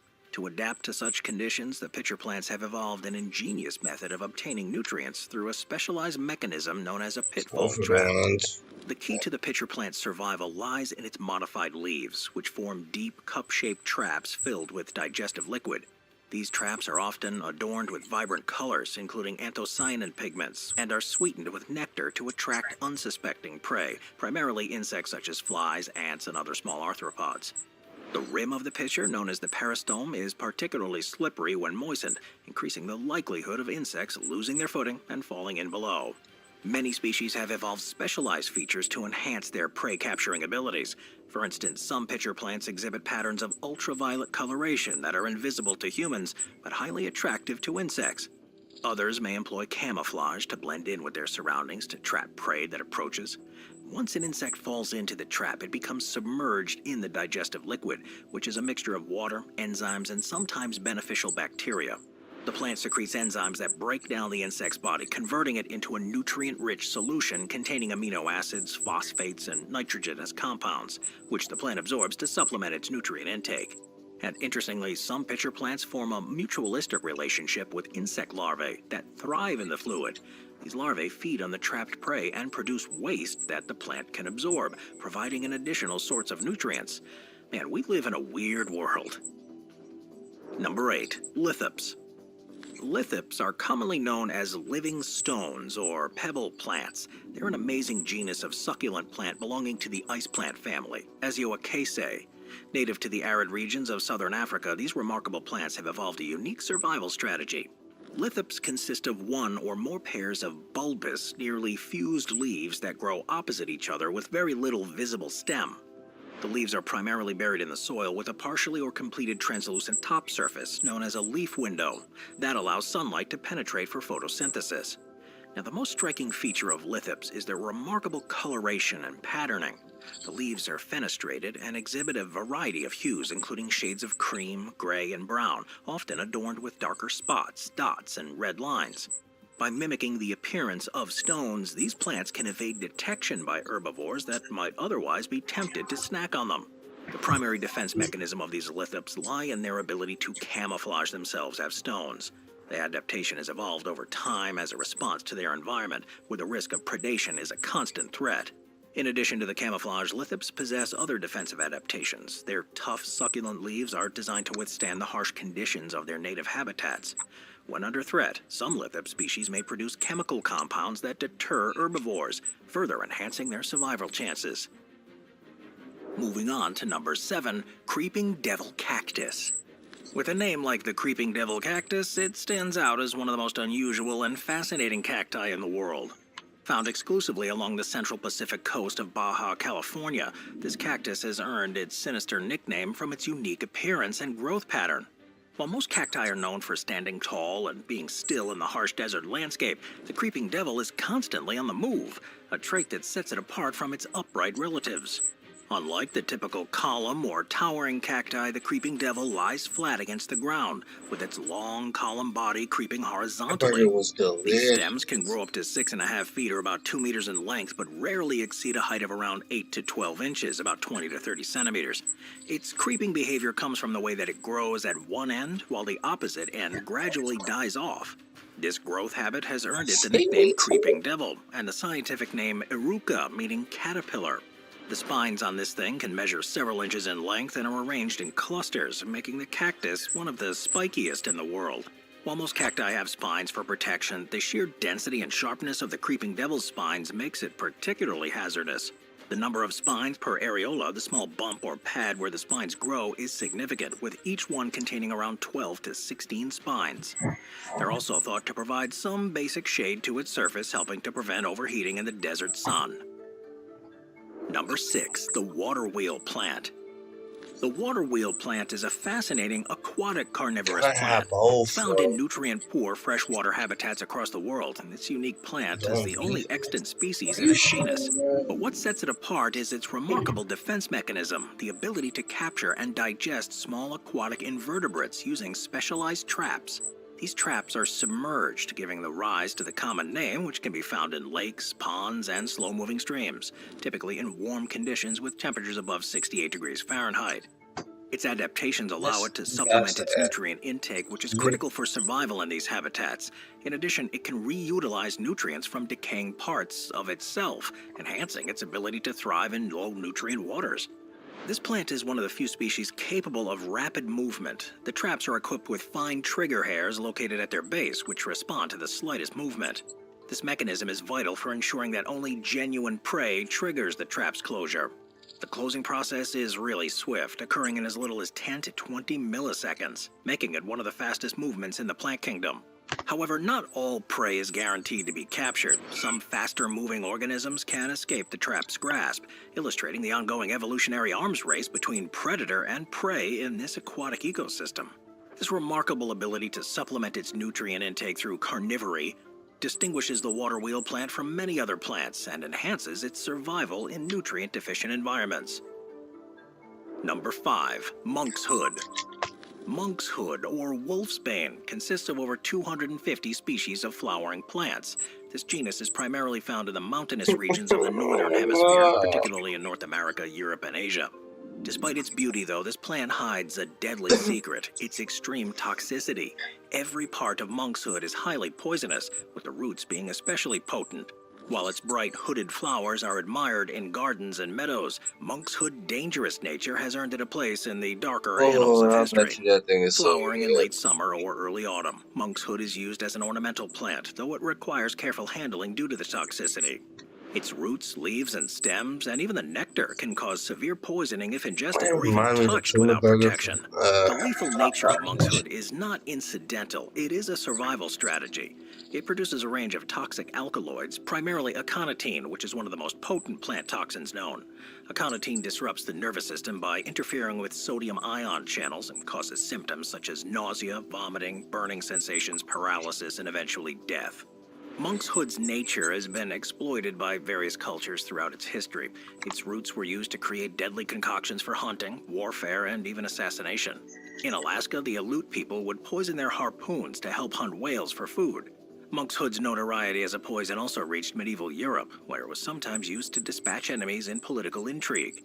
It is often found in florist shops, though, and experts advise caution when handling it. Its combination of beauty and danger has made it both admired and feared for centuries, and it continues to captivate gardeners, historians, and toxicologists alike. Number 4. Angel's Trumpet. The plant known as Angel's Trumpet is a genus of 7 species of flowering plants in the nightshade family. It's renowned for its large, pendulous flowers that resemble a trumpet, often producing a powerful, sweet fragrance. Native to South America, this plant has found its place in gardens around the world due to its ornamental appeal. Yet beneath the striking beauty lies a lethal danger. Angel's Trumpet is one of the most toxic plants in existence. In the wild, Angel's Trumpet is a plant you'll pretty much no longer find. According to the ICUN Red List, all species of this are officially listed as extinct in the wild. Well, the disappearance of this seed-dispersing animal, likely now an extinct mammal or bird, is believed to have caused the plant's extinction in its native habitats.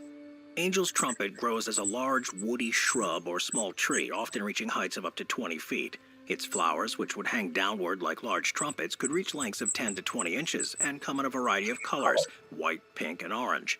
The plant contains a group of highly toxic tropane alkaloids, which are responsible for its dangerous effects. These chemicals act as a potent deterrent, protecting the plant from herbivores and would-be predators. If an animal, or even a human, were to rub against the plant, the toxic compounds could cause skin irritation or mild poisoning. Ingesting any part of the plant could lead to far more severe symptoms. Poisoning from Angel's Trumpet could result in an array of neurological and physiological effects, including dry mouth, hallucinations, confusion, tachycardia, paralysis of smooth muscles, and even death. While simply touching the Angel's Trumpet might lead to some skin irritation, it's the ingestion of the plant that poses a grave danger. It could lead to a rapid heart rate, tremors, and in severe cases, respiratory failure and death. The plant's toxic effects can take hold swiftly, and even a small dose can go a long way. Number 3. Titan Arum. The Titan Arum, better known as the corpse flower, holds a unique place in the plant kingdom. Towering at over 10 feet tall during its bloom, it's got the largest unbranched inflorescence in the world. Its name, Amorphophallus, is derived from Greek, meaning misshapen phallus, a reference to the plant's enormous central spike or spadix. This botanical giant is native to the rainforests of Sumatra, Indonesia, where it grows in tropical undergrowth. It thrives in the shaded environment of the tropical rainforest there and requires a stable climate with constant heat and humidity. Today, the plant can be found in botanical gardens and conservatories around the world, where it draws crowds whenever it blooms due to its rarity and its size. The Titan Arum has a fascinating and unusual life cycle. The plant spends most of its life as a single tree-like leaf that grows up to 23 feet tall, lasting for about 12 to 18 months as it conducts photosynthesis. All the energy that's gathered stored in its enormous underground corm, the largest known in the plant world, sometimes weighing over 300 pounds. And after storing enough energy through several leaf cycles, the plant enters a dormant phase. And then, if conditions are right, it will bloom. When it finally flowers, the Titan Arum does so for only a brief period, typically lasting just 24 to 48 hours. During this time, it opens up in an outer sheath that resembles a dark burgundy petal around a central spadix. At full bloom, the Titan Arum stands at over 10 feet tall, its spathe deeply furrowed and blood red, mimicking the appearance of rotted flesh. But its most shocking characteristic isn't its size or its color, it's the stench. Chemical analysis of the plant's scent reveal a cocktail of offensive smells. Dimethyl trisulfide, which smells like Limburger cheese, trimethylalamine, akin to rotting fish, and isobaric acid isn't that far off from sweaty gym socks. Well, once insects are lured inside, they inadvertently spread pollen as they move between male and female flowers, aiding in the reproduction of the plant. The odor, while repulsive to many creatures, including most animals and humans, is a signal of opportunity for carrion-eating insects. These creatures are not only unfazed by the smell, but actively seek it out as a sign of food or a place to lay eggs. For the Titan Arum, this grotesque partnership ensures that it can reproduce in an environment where other flowers might struggle to get attention. Number 2. The Cobra Lily. The cobra lily stands out among carnivorous plants with its serpentine appearance and fascinating adaptations. Its tubular leaves mimic the head of a rearing cobra, complete with a forked structure resembling a serpent's tongue or fangs. It's native to Northern California and Oregon. This plant thrives in harsh environments, making its carnivorous nature almost essential for survival. Most carnivorous plants grow in environments where soil nutrients are pretty scarce, and the cobra lily is no exception.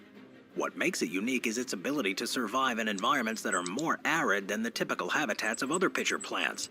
Its root system allows the plant to regulate the water levels inside its pitchers, a feature that's vital to its survival in such rough conditions.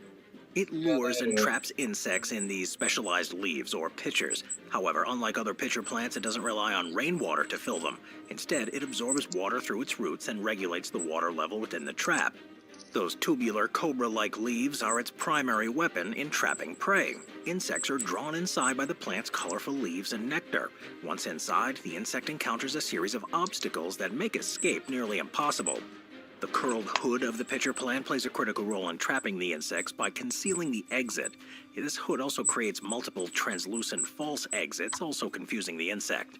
The plant's hooded pitcher and translucent false exits also serve as a form of defense. These features confuse the prey and increase the plant's chances of a successful capture. And additionally, by regulating the water levels in the pitchers, the cobra lily can adapt to fluctuating environmental conditions, allowing it to survive in drier climates where other pitcher plants might struggle. Number 1. The Sandbox Trees. The sandbox tree, often known by its more ominous nickname, the dynamite tree or monkey no-climb, is one of the most dangerous and fascinating trees in the natural world. Native to tropical regions such as Central and South America, the Amazon rainforest, and parts of the Caribbean, this tree is infamous for its explosive seed dispersal and treacherous defense mechanism. Standing tall in its rainforest environment, this tree can grow to an impressive 130 feet in height, with a straight trunk covered in triangular spikes. These spikes, resembling natural barbs, aren't just for show. Their sharpness is more than enough to deter most animals, and even humans, from attempting to climb it, hence the nickname Monkey No Climb. In the densely populated tropical forests, where the competition for light and space is pretty fierce, these spikes also serve to keep competing plants at bay, further solidifying their dominance. Now, while the spikes alone would make the tree pretty notable, it's the fruit of this tree that has earned it the title of dynamite tree. The fruit, a round, pumpkin-shaped capsule, is one of the most dangerous features of the tree. When the fruit ripens and dries out, it becomes an explosive seed dispersal mechanism. The fruit builds internal pressure until it literally bursts apart, propelling the seeds at up to 160 miles an hour. These seeds can travel as far as 100 feet from the base of the tree, and force of the explosion is enough to cause injury to anyone standing too close. Another remarkable aspect of this tree is its toxicity. The tree's sap is highly poisonous and capable of causing skin irritation, rashes, and even temporary blindness if it comes into contact with the eyes. Indigenous peoples in the tree's native regions have historically used that sap for hunting, applying it to the tips of their arrows and darts to ensure a deadly strike. Yet, for all the deadly features, the sandbox tree also has a role in traditional medicine. Despite its toxic sap, small quantities have been used to treat intestinal worms and skin ailments. This dichotomy, wherein the tree is both dangerous and useful, reflects the delicate balance between life and death that defines so many tropical species. Moreover, the tree's wood, though not commonly used due to the hazards of harvesting it, have been employed in construction in some regions, making the tree both feared and valued by those who live near it. Thanks for watching, everybody. I'll see you next time. Thank you to our channel members.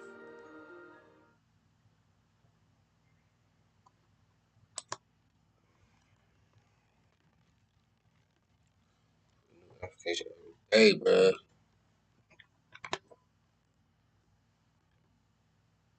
In a call back.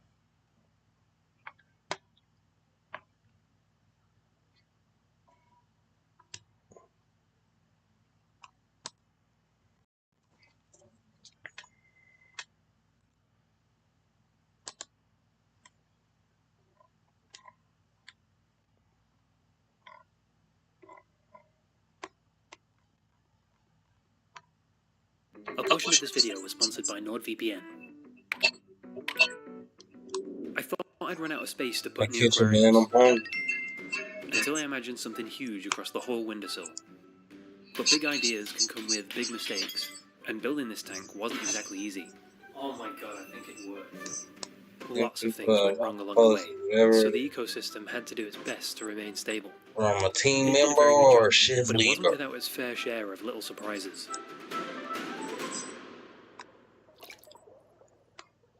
I've made a hobby out of breathing new life into cheap aquariums I found online. Ready But to take it ring the from me, bell. something this long is just incredibly hard to come by for cheap. So I ended up paying 50 quid for this 6-foot tank, which is an absolute bargain, because normally you'd be paying at least 10 times that. But if it was the most I'd ever spent on a tank, then why am I scraping off all the silicone?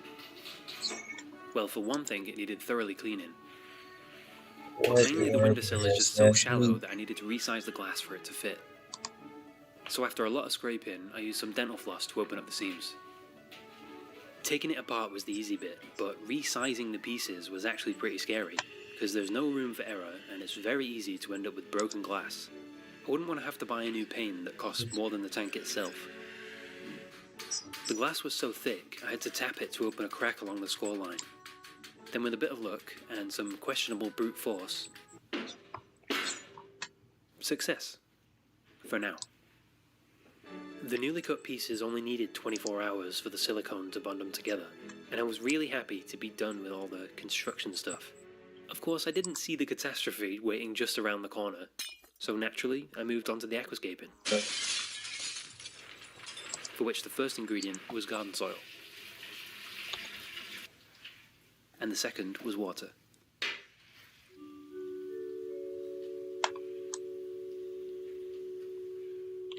The food chain starts with a thick layer of mud on the bottom, which is full of nutrients that will support the plants and microfauna.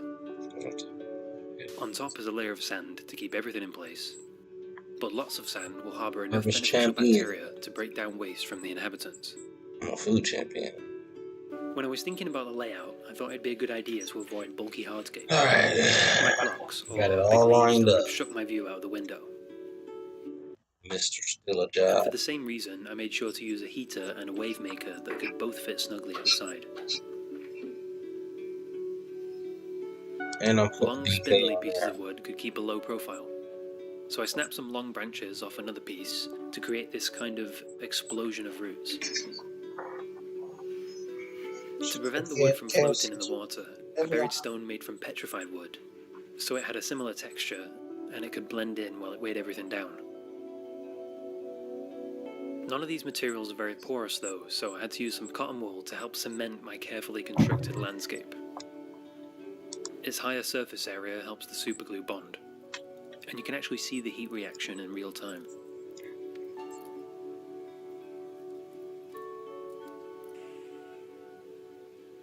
I was quite happy with my two sprawling focal points, and it seemed for a moment like I'd actually laid a good foundation.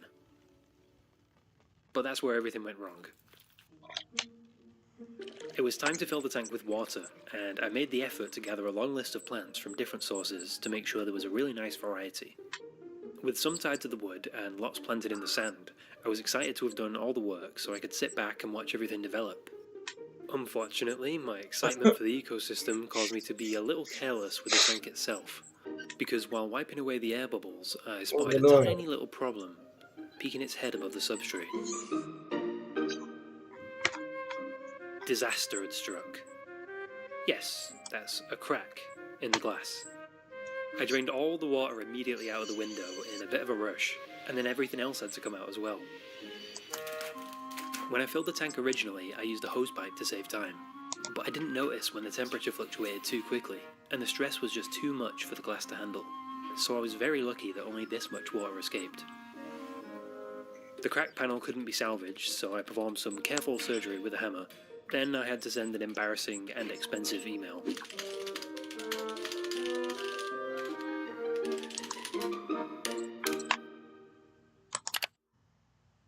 When the new glass arrived, the tank had to be rebuilt again. So I filled this one up slowly and carefully.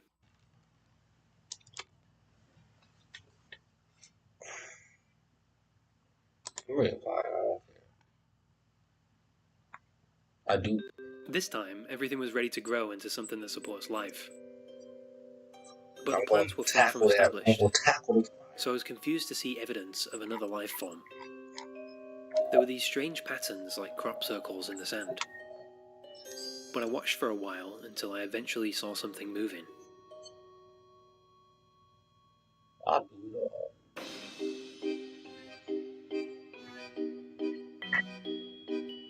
It looked like there was some kind of alien from outer space, feeling around the tank with its creepy tentacles. I was like, man, maybe I went in with tweezers to investigate,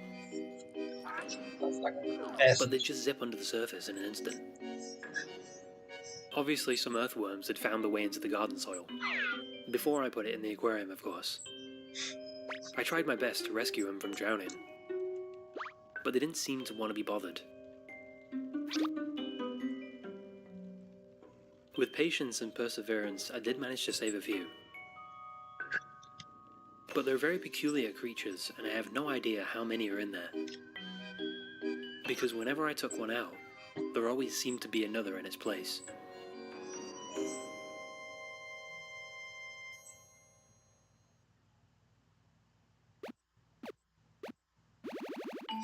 I was like, what are you talking about? In one of my other There's only tanks, 2 some locations. Cory catfish laid some eggs. So soon after that, These I things found are myself with not hundreds of newborns, and they grow up in no time at all. Probably because they're always pottering around looking for food. In fact, after a couple of months, they were too big to stay put, and I didn't plan on Prep adding and fish to the Expo? window tank so soon. But I've got nowhere else to put these little guys. So for now, I suppose I can let them loose, I just do where they prep. can mature along with Wait, this ecosystem. Oh, they actually got fried. They got fried.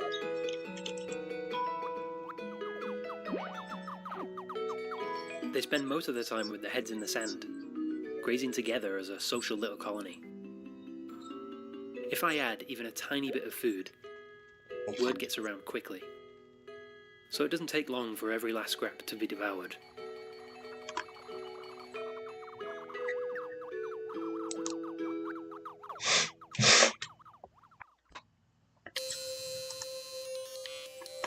Over the next couple of weeks, the tank went through the early stages that most natural aquariums go through. I'll grab a burger and a With drink beautiful every day. thick carpet of fungus and other organics constantly blowing around in the flow. Because of the broken glass, the project was On set me, back a coming few out my months, chest. and now winter has arrived. The sun sets at 3 PM now, so I had to install a light if I wanted to enjoy my aquarium in the evenings. I decided the Corys should stay, even though they're not very colourful. My original concept was to choose species that would have vibrant colours in the sunlight, but keeping these guys I think is part of being a responsible pet owner. Need more hot bodies I to go couldn't catch a lot of the worms, and neither could the baby Corys, bitches. but they'll probably drown if they're stuck underwater for more than a few weeks, Fuck and that'd outta be a here. bit of a waste. So this next part's called, If for some reason you really like worms, look away now. Why you gotta be such a bartender? Really? I decided to deploy the parents, and the moment they hit the deck, they started thrashing through the sand looking for food. Manager?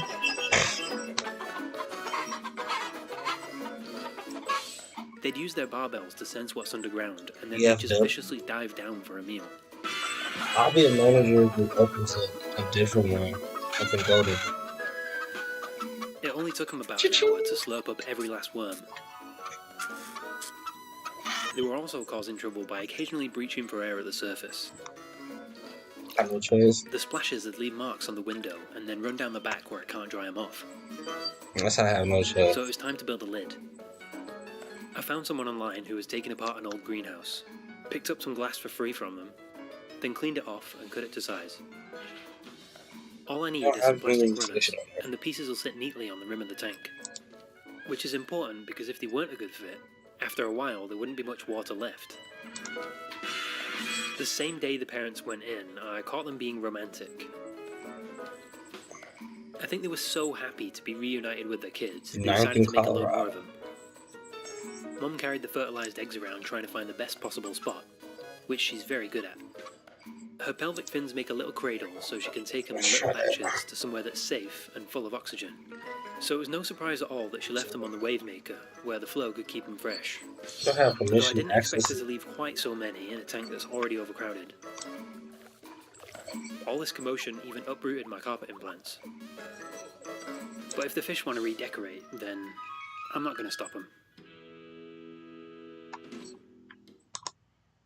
I really want the job. Oh, my emotions. Like, how A about dense haze has overcome the I water, can't get around? and detritus rolls like tumbleweed in the wind. The bloom of free-swimming bacteria feasts on the excess organic matter, even after I removed half of the residents. There's been a lot of growth already, but with so many fish producing waste, the plants 2 to haven't been able 4 to force days. a balance yet.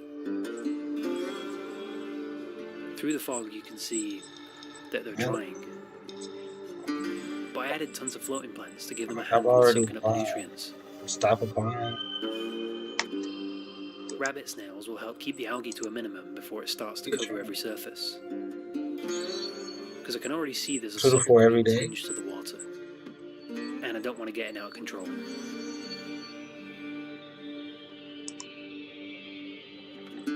Like the catfish, they really appreciate the soft sand. What?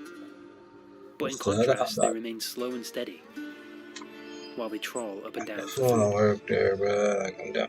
Ever. Unlike most common aquatic Get snails, the most money. they I only want the have 1 most or 2 money. babies a month, so I General won't have my Billy. view out the window obstructed by hundreds of little shells covering the glass. They have so much personality for a mollusk, and it's fascinating to watch them glide around on 1 foot before dragging their huge, heavy body behind. But I'll be honest, I also chose them because it's a long tank, and I wanted a long snail. Good burgers. They migrate all over the tank with such purpose, like they always know where they need to be, Yes. because clearly they can detect algae before it's visible to the naked eye. Wasn't cool. I'm perfectly fine with it. 2 weeks on, the bacterial population was stabilizing, as the system grew slowly towards balance. And then, another newcomer, We'll get paid. perfectly adapted to take advantage of the floating debris. And with the water column so alive with microorganisms, these shrimp can thrive by anchoring themselves in the water's current. Breakfast. If you look You do closely, breakfast every morning. you can see their fans collecting the green algae Afternoons. That before they're harvested, one by one. The water's saturated with billions of these little green shards. Could they be a symptom of the fog that cleared up, or a sign of further development to come?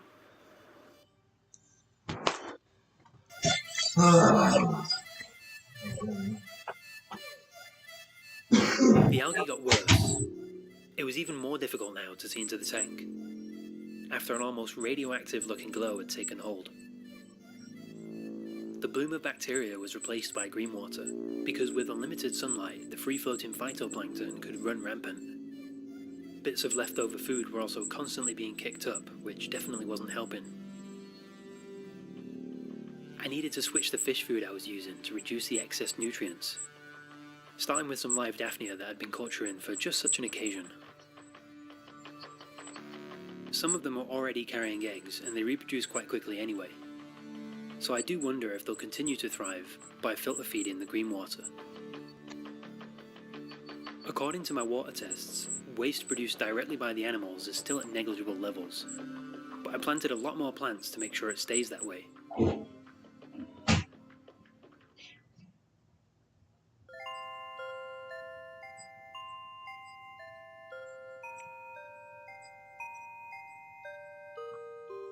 British weather saves the day, because with a cloudy few weeks and those extra plants I added, the green water went away on its own. The floating plants covered the entire surface in a beautiful, colourful ceiling, but their job was done and they were ready to be removed. I can finally see just how far the Vallisneria has spread, and on the other side I can see the result of my planting efforts when I couldn't see what I was doing. Thanks to the snails, the thick mat of algae on the back wall was peeling away and growing back less densely. But they've still got a long way to go.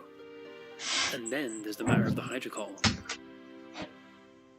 The baby cories love going inside it, but it's grown so tall and wide that it blocks water circulation while catching a lot of uneaten food.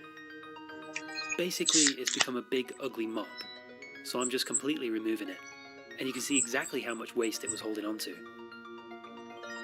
The fish are about 6 months old now and starting to pack on a bit of size, so I've been baiting a handful into a net every now and then to remove. A smaller population will have less biological load on the system.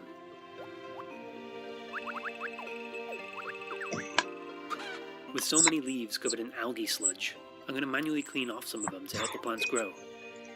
Most of it will float away and get eaten, but there's another buffet on the wooden hardscape, waiting to be devoured.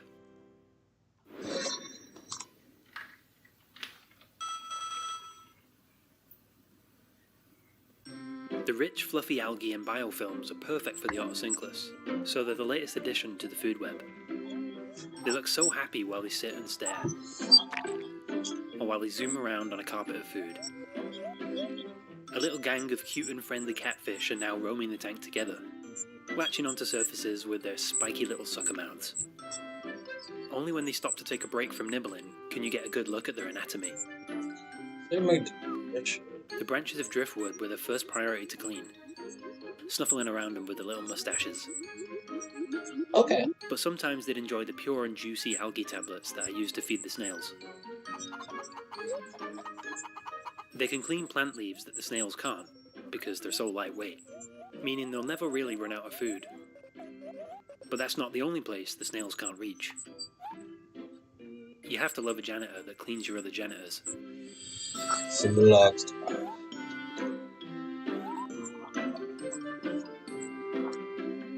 Adding to the roster, we got some Amano shrimp, because there's a ridiculous amount of food stuck to the plants. Amanos will pick and pry at the edible bits that no one else can dislodge. They seem to spread out so they can always clean where it's most needed, and they definitely work hard for their food, with their delicate legs constantly tinkering away around the clock. This is unlike the fanning shrimps that lazily sit still eating floaty stuff.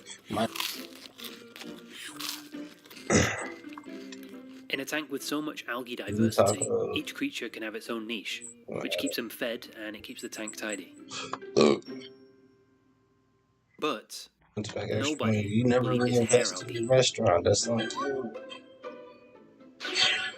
Luckily, it completely stopped spreading after the green water went away. But it'd be virtually impossible for me to clean every leaf by hand. cockroaches. I do have some algae-eating fish in another tank No, though, we got a longer and they would line. love to eat it.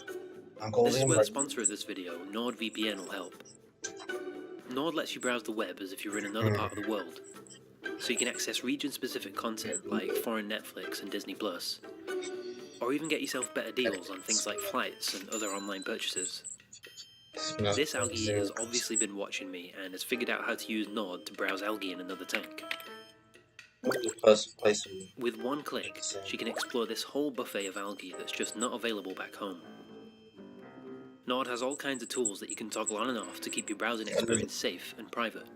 You can choose to block ads, prevent trackers, and also scan websites for scams or malware before you click. NordVPN also have a 30-day money-back guarantee, meaning it's risk-free, and if you're not satisfied, you can get a full refund. Viewers of my channel can get a massive discount on a subscription, plus 4 extra months by using my link in this video's description. Just go to nordvpn.com/thanksfornothing. Thanks to Nord for being kind enough to sponsor this video, and for enabling the fish to go on their little algae-eating holiday. No, I'm not talking about Denny's. 6 months in. The Valsinaria is spread across the whole tank. But if you look close enough, you'll spot what looks like some of the leaves moving. I can see at least 3 of them. Here, here, and here. It's really difficult to tell. Like little dragons, these freshwater pipefish snake and twist through the grass. What can I say? I'm a sucker for noodle-shaped fish. These guys are constantly observing their surroundings, as if every piece of floating debris needs to be examined. It's easy to see they're closely related to seahorses, especially when you look at the way they anchor themselves to objects.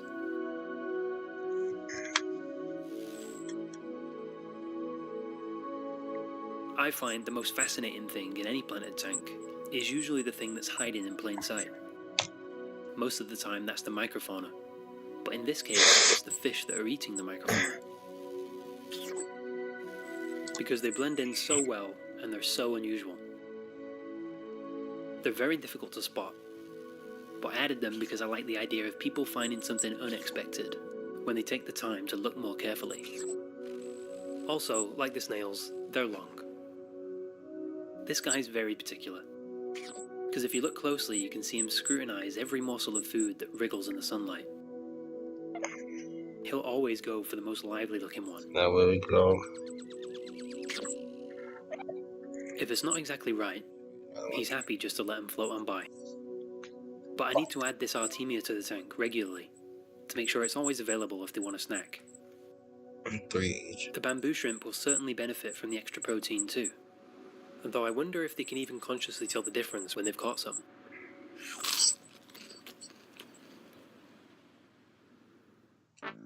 I think there's room for one more fish.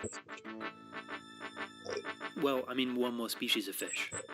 Don't be stupid. Something to take advantage of the sunlight.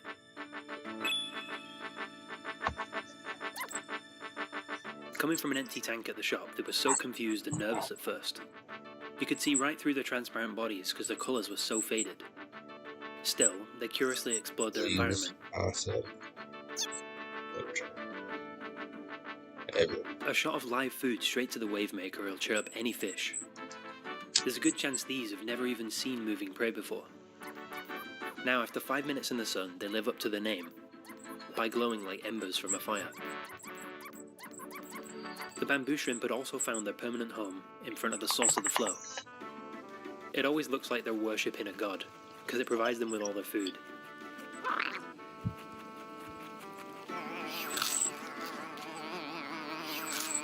The pipefish have to use their prehensile tails as anchors if they want to stay on this side of the tank where the food is. But they're also smart enough to climb up to the surface, so they can hunt without competition from the other fish. The overgrown leaves form a separate habitat in the form of a layered ceiling, with cover for any microfauna to evade the faster predators. Patience and sharp vision are needed to prowl the canopy.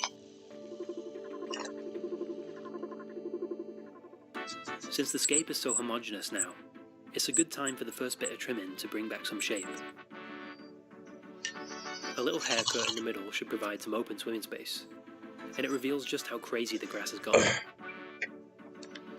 The total number of fish hasn't really changed, since I'm constantly removing cories from the system, so I'm not worried about throwing off the balance by adding too many fish at once. The biological load on the tank remains the same, despite having such a diverse collection of species.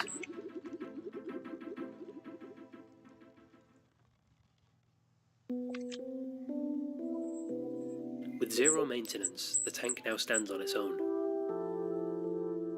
Because after slow development, a balance has been achieved. At this point there's just feeding and population control. The ecosystem's been through a lot of different phases, like the green water nightmare that eventually flourished into a sunlit riverbed with a busy community of different creatures. The inhabitants have matured too, with striking red bellies developing on some of the pipefish. They've begun to shoal together more often, and with any luck the males will be holding fry in their pouches soon. I still have a lot left to learn about them though, since it's a rare species that's not very well documented online. In this water. Things didn't go according to plan with the scape, because I was hoping to see more dramatic plant growth at the two focal points, but there's plenty of time for that in the future. I can take it slow and steady, because it's going to be strongest when nature shapes the system at its own pace. It's been 12 months since the tank was set Nothing up, to fear. and 5 months since the last algae outbreak. But natural aquariums are constantly evolving systems with lots of moving parts. That's So with this thing in the window, crazy. it'll be easy to watch it change with the seasons. I used to see those when we were freaking out. Maybe. It'll probably get. Without my patrons, I'd probably have given up when the tank was cracked, so thanks to all these amazing people for funding the shiny new panel, and for their very generous support.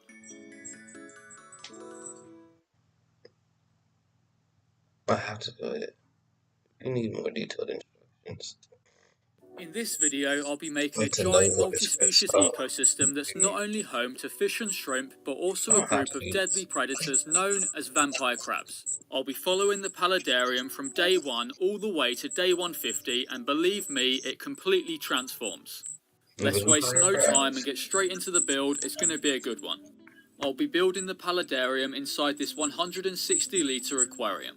As for the lighting, I'm not going for anything crazy, and I'm just using this budget Nikra aquarium light. It's very affordable and comes with a dimmer and built-in timer, which is always handy. I've got some cork panels, and I think they'll be perfect for the background inside this paludarium. I'm using a sharp blade to cut this panel in half before giving it a quick test fit inside the tank. They fit nice and snug for now, but I will have to attach them more permanently. I've gone ahead and cut the sides out as well, and I'm already starting to like how it looks. It is really flat and boring at the moment, but I'll show you some techniques shortly that will add some really nice detail. To attach the cork panels to the glass, I'm going to use some aquarium silicone. I'm applying a generous amount onto the cork panel and then going ahead and pressing it down onto the glass. It holds it in place right away, but it will take a good 24 hours for it to fully cure. I've attached all the panels and left them overnight to dry. To add some more depth and interest to the background, I'm going to add a few cut-offs in certain places. Toothpicks come in handy to temporarily pin them down in place. The rectangular shape obviously doesn't look very natural, so I'm breaking off the edges. I can then use more silicone to attach the cork panels together before going ahead and placing them inside the tank. This is a really easy and simple way to add some nice depth and interest to a once flat, boring background. I've saved you some time and attached a few more throughout the tank and waited till the next day for them to dry. They're all nice and sturdy, which is perfect. As I'm sure you're aware, the background isn't looking too natural at the moment with the sharp edges and flat faces, so let's change that. I'm going to carve down the foam with a drill that has a wire brush attachment. If you haven't got a drill, a handheld wire brush also works well. All I'm doing is carving down the surface of the foam to create some nice texture, as well as giving it some high and low points.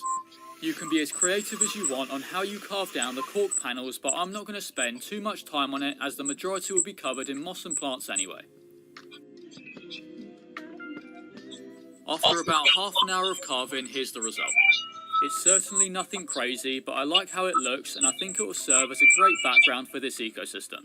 As I'm sure you can see, it does create quite a mess at the bottom of the tank, so let's get that cleaned up. The best way I've found to remove all of this is scooping out as much as you can and then going around with a hoover. I'm also making sure to go over the cork panels as well, as a lot of it is stuck between the gaps. With the tank clean and the background in place, the paludarium is really starting to take shape. Now I'm going to start working on the hardscape. I've got a good selection of these large maple leaf rocks, and I think they'll fit the scape that I've got in mind really well. I'm firstly placing in some pieces.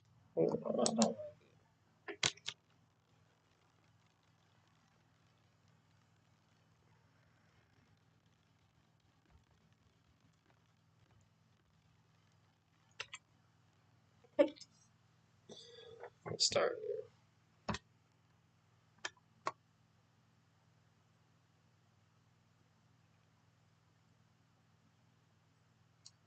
How could you?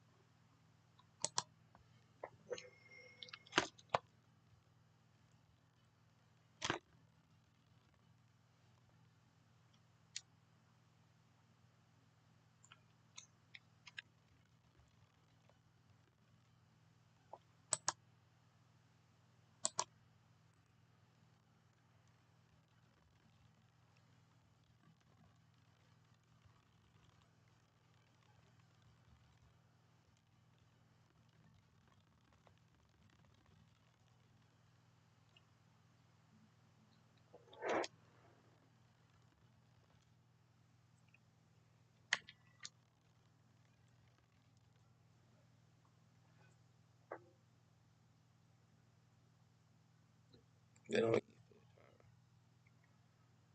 fish. They say cute. I would love some fish.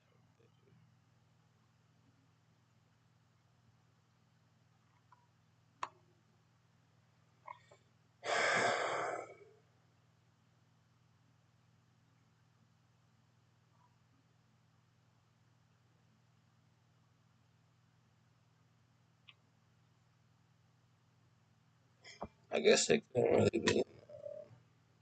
I feel bad. I feel bad. But we did get exactly how we can.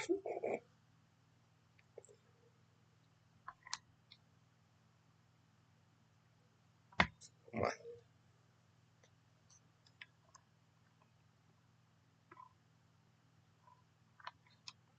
Okay, let's go to the iguana.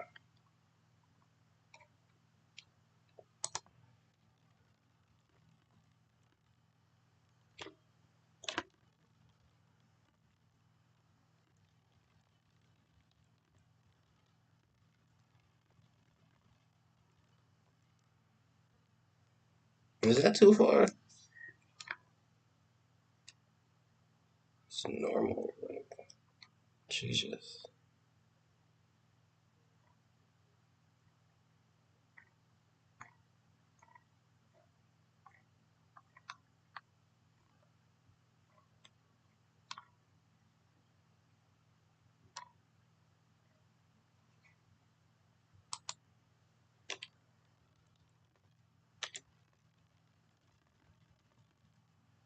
There's nothing wrong with that.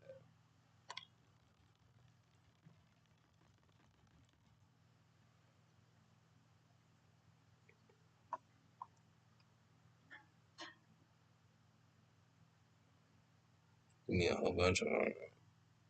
That's the first thing.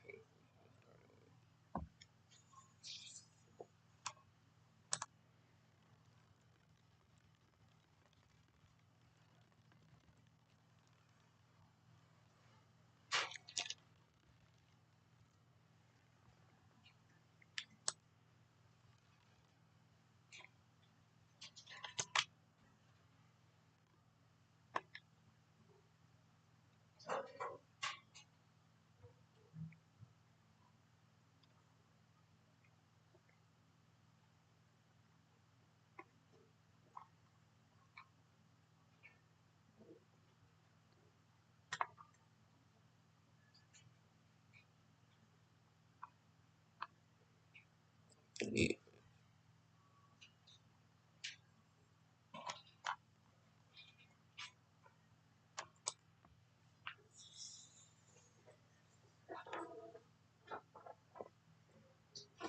Main tanks. So the first question that I usually get is, what do you even begin to store them in? And this is what I decided to store mine in this year. These are 110-gallon stock tanks used for watering cows and livestock and stuff. You can pick them up at a Tractor Supply Company for like 80 bucks a piece. The brand that I use is called Tough Stuff, Tuff Stuff, but you can use whatever works for you. You can use something simple as a Rubbermaid tote like this one right here, or you can go all the way up to a big 110-gallon tank, or even bigger if you wanted to. So it all depends on the amount of bait that you plan to store. If you're going to keep thousands and thousands of shiners alive in a tank, you really need to go with something that is going to make sense for you. And for me, this is these 110-gallon tanks. If you're just going to keep a couple hundred alive, you can go with a simple $8 Rubbermaid tote like that one, or just a simple cooler as well. So once you have your holding tank picked out, the next thing to worry about is the water. So what I'm using here is just well water, and there's no chemicals really in it or anything at least that will harm these fish.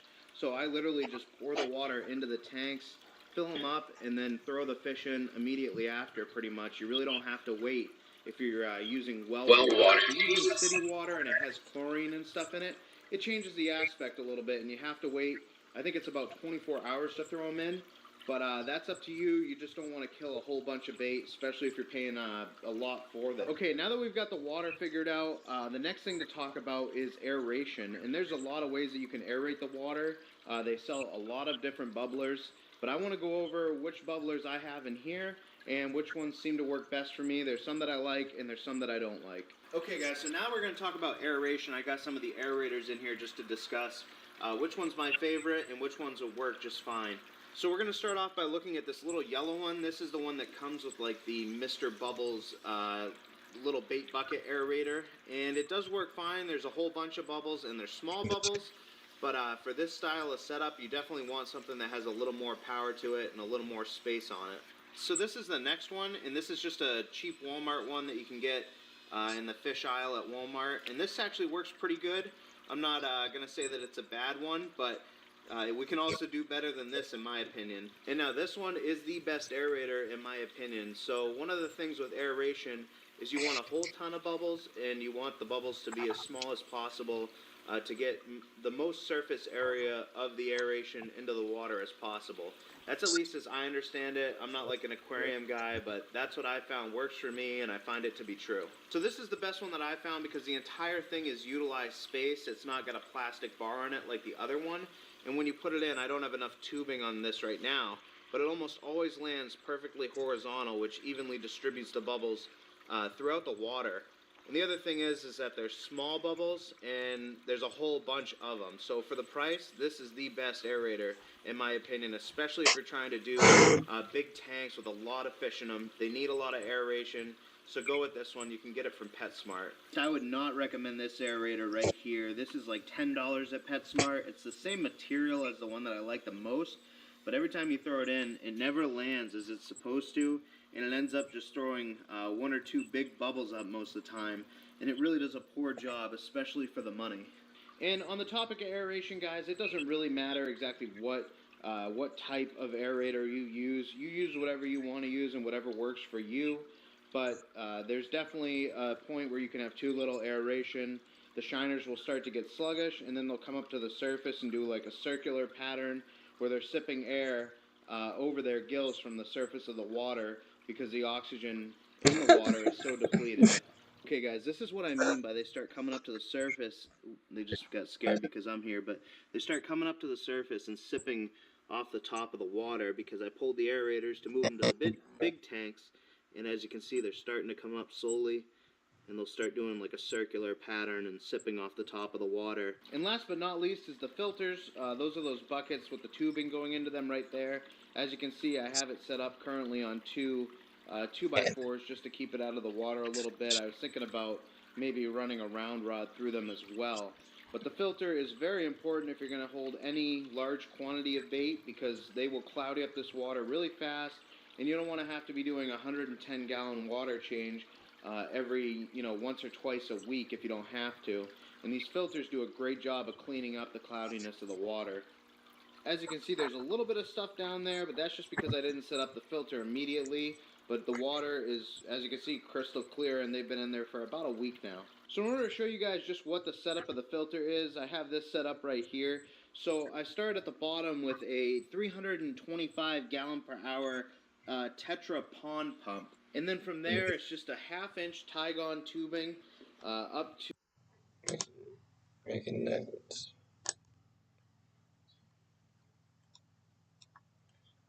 to this bucket lid where I drilled a hole in it. And then on the bottom side of this, it's just another hose clamp with the tubing to keep it from falling out of the lid here. So oftentimes I get the question, what's inside of the bucket filter? And I actually got this idea originally from Maine Trout Whisperer, and I know a lot of other people do it, but he was the one that I first got the idea from, so I'll leave a link to his channel down in the description below. But what's inside of here is just an air filter for an HVAC system to a house. These things are like $6 for like a 3-foot by 2-foot sheet of it at Lowe's. So I cut it into a circle that fits the size of the bucket, and then I just, in this case, I put 2 of them in there, and then I put some scrub pads down beneath it, and it's kind of acting as a biofilter, but that's not my 100% goal because the water temperatures are so cold that I don't even think that the bacteria really has a chance to grow inside of these. But I figured I'd leave these in here anyways, even if I don't think that the beneficial bacteria is going to grow, because I don't know, maybe it'll help at least filter out some of the water. If not, create some of that good bacteria that's going to eat the fish waste and clear up that water for us. So to put it simply, that's what the bucket filter is. It's just a bunch of scrubby pads with some air filters over the top of it, and it does a really good job of keeping the water clear. If you want to look more into it, you can look up biofilters on YouTube. They're used in ponds and everything, and essentially all they do is just grow the good bacteria in the substrate or the media, which is this stuff, and then it filters out the water, keeping it clear and keeping the water clean. So one thing to remember with the pump is, yes, it's a 325 gallon per hour pump. However, as you increase the height that you're trying to pump the water to, this hose right here is 5.